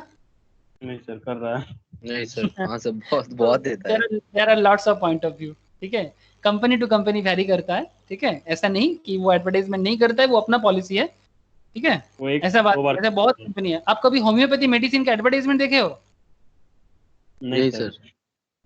लेकिन कभी आप होम्योपैथी मेडिसिन का मार्केट को कभी गौर किए हो? बहुत बड़ा मार्केट है सर। बहुत बड़ा मार्केट है। मैक्सिमम कंपनी जर्मन का है। हाँ सर। मैक्सिमम कंपनी जर्मन का है। डॉक्टर रेकवेज, चुबे। हाँ, लेमैन जर्मन सर, वो सब जर्मन का कंपनी है। बहुत बहुत बहुत बड़ा मार्केट है। Even more than allopathic medicine, अब इमेजिन नहीं कर सकते। लेकिन कभी उसका नहीं सर, उसका ऐड advertisement दिखाता देखा? है, लेकिन उसका ऐड दिखाता है एलोपैथिक का। हाँ बताओ। सर एलोपैथिक मतलब जो आप बोले उसका ऐड दिखाता है कभी कभी किसी हाँ, चीज का। एलोपैथिक का एडवर्टाइजमेंट आता है, लेकिन आप होम्योपैथिक का एडवर्टाइजमेंट नहीं देखोगे। लेकिन फिर भी उसका या काफी फिर अच्छा बिजनेस है। आयुर्वेदिक का सर, आयुर्वेदिक का भी कुछ कुछ दिखाता है, कुछ कुछ नहीं दिखाता है। हाँ, कुछ कुछ दिखाते हैं, कुछ कुछ नहीं दिखाता है। लेकिन इसका मतलब क्या है? अब इस तरह से नहीं डील कर सकते, डिपेंड करता है business to business, company to Yes. Company. ठीक है, बहुत सारा कौन चीजें कितना जानना है। बड़ा कंपनी है, कौन छोटा है। ठीक है, बहुत सारा चीजें। जैसे और एक चीज मैं आपको बता दूं, global tenders to be disallowed up to 200 crore. ठीक है, मतलब 200 करोड़ तक का जो टेंडर, मतलब अगर किसी का बिजनेस प्रोजेक्ट है तो उसमें कोई फॉरेन कंपनी टेंडर नहीं बुला सकता। ठीक है, तो तब उसमें इंडियन कंपनी को, जैसे कि this will step towards self reliant India, आत्मनिर्भर भारत बनाने के लिए, and support make in India. तो 200 करोड़ तक का प्रोजेक्ट है, तो government of India Indian company को ही उसका प्रोजेक्ट देगा। कोई फॉरेन कंपनी को वो प्रोजेक्ट में टेंडर में अपना बीड लाने के लिए परमिशन नहीं देगा। अगर 200 करोड़ से ऊपर जाएगा तो फॉरेन कंपनी अपना बीडिंग कर सकता है। तो ये करेंट इंडियन प्लानिंग है। आगे और भी कुछ प्लान है, मैं आपके साथ धीरे धीरे बात करूंगा। किस तरह से ऑनलाइन बिजनेस के ऊपर फोकस किया गया है, ई कॉमर्स में फोकस किया गया है, कुछ और पॉइंट्स है, टैक्स के ऊपर भी कुछ पॉइंट्स है, इनकम टैक्स, जीएसटी के ऊपर मैं आप लोगों के साथ नेक्स्ट क्लास में डिस्कस करूंगा। आज मैं आप लोगों के सामने 2 मिनट आता हूँ। अगर किसी को कुछ भी सवाल है, मैं एक बार रिकॉर्डिंग को मैं ऑफ करता हूँ। ठीक है, रिकॉर्डिंग को भी ऑफ करूंगा। अगर आप लोगों को किसी का कुछ सवाल भी है, मैं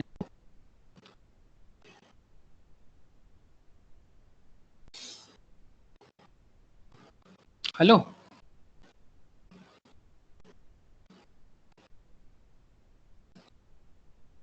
हाँ सर।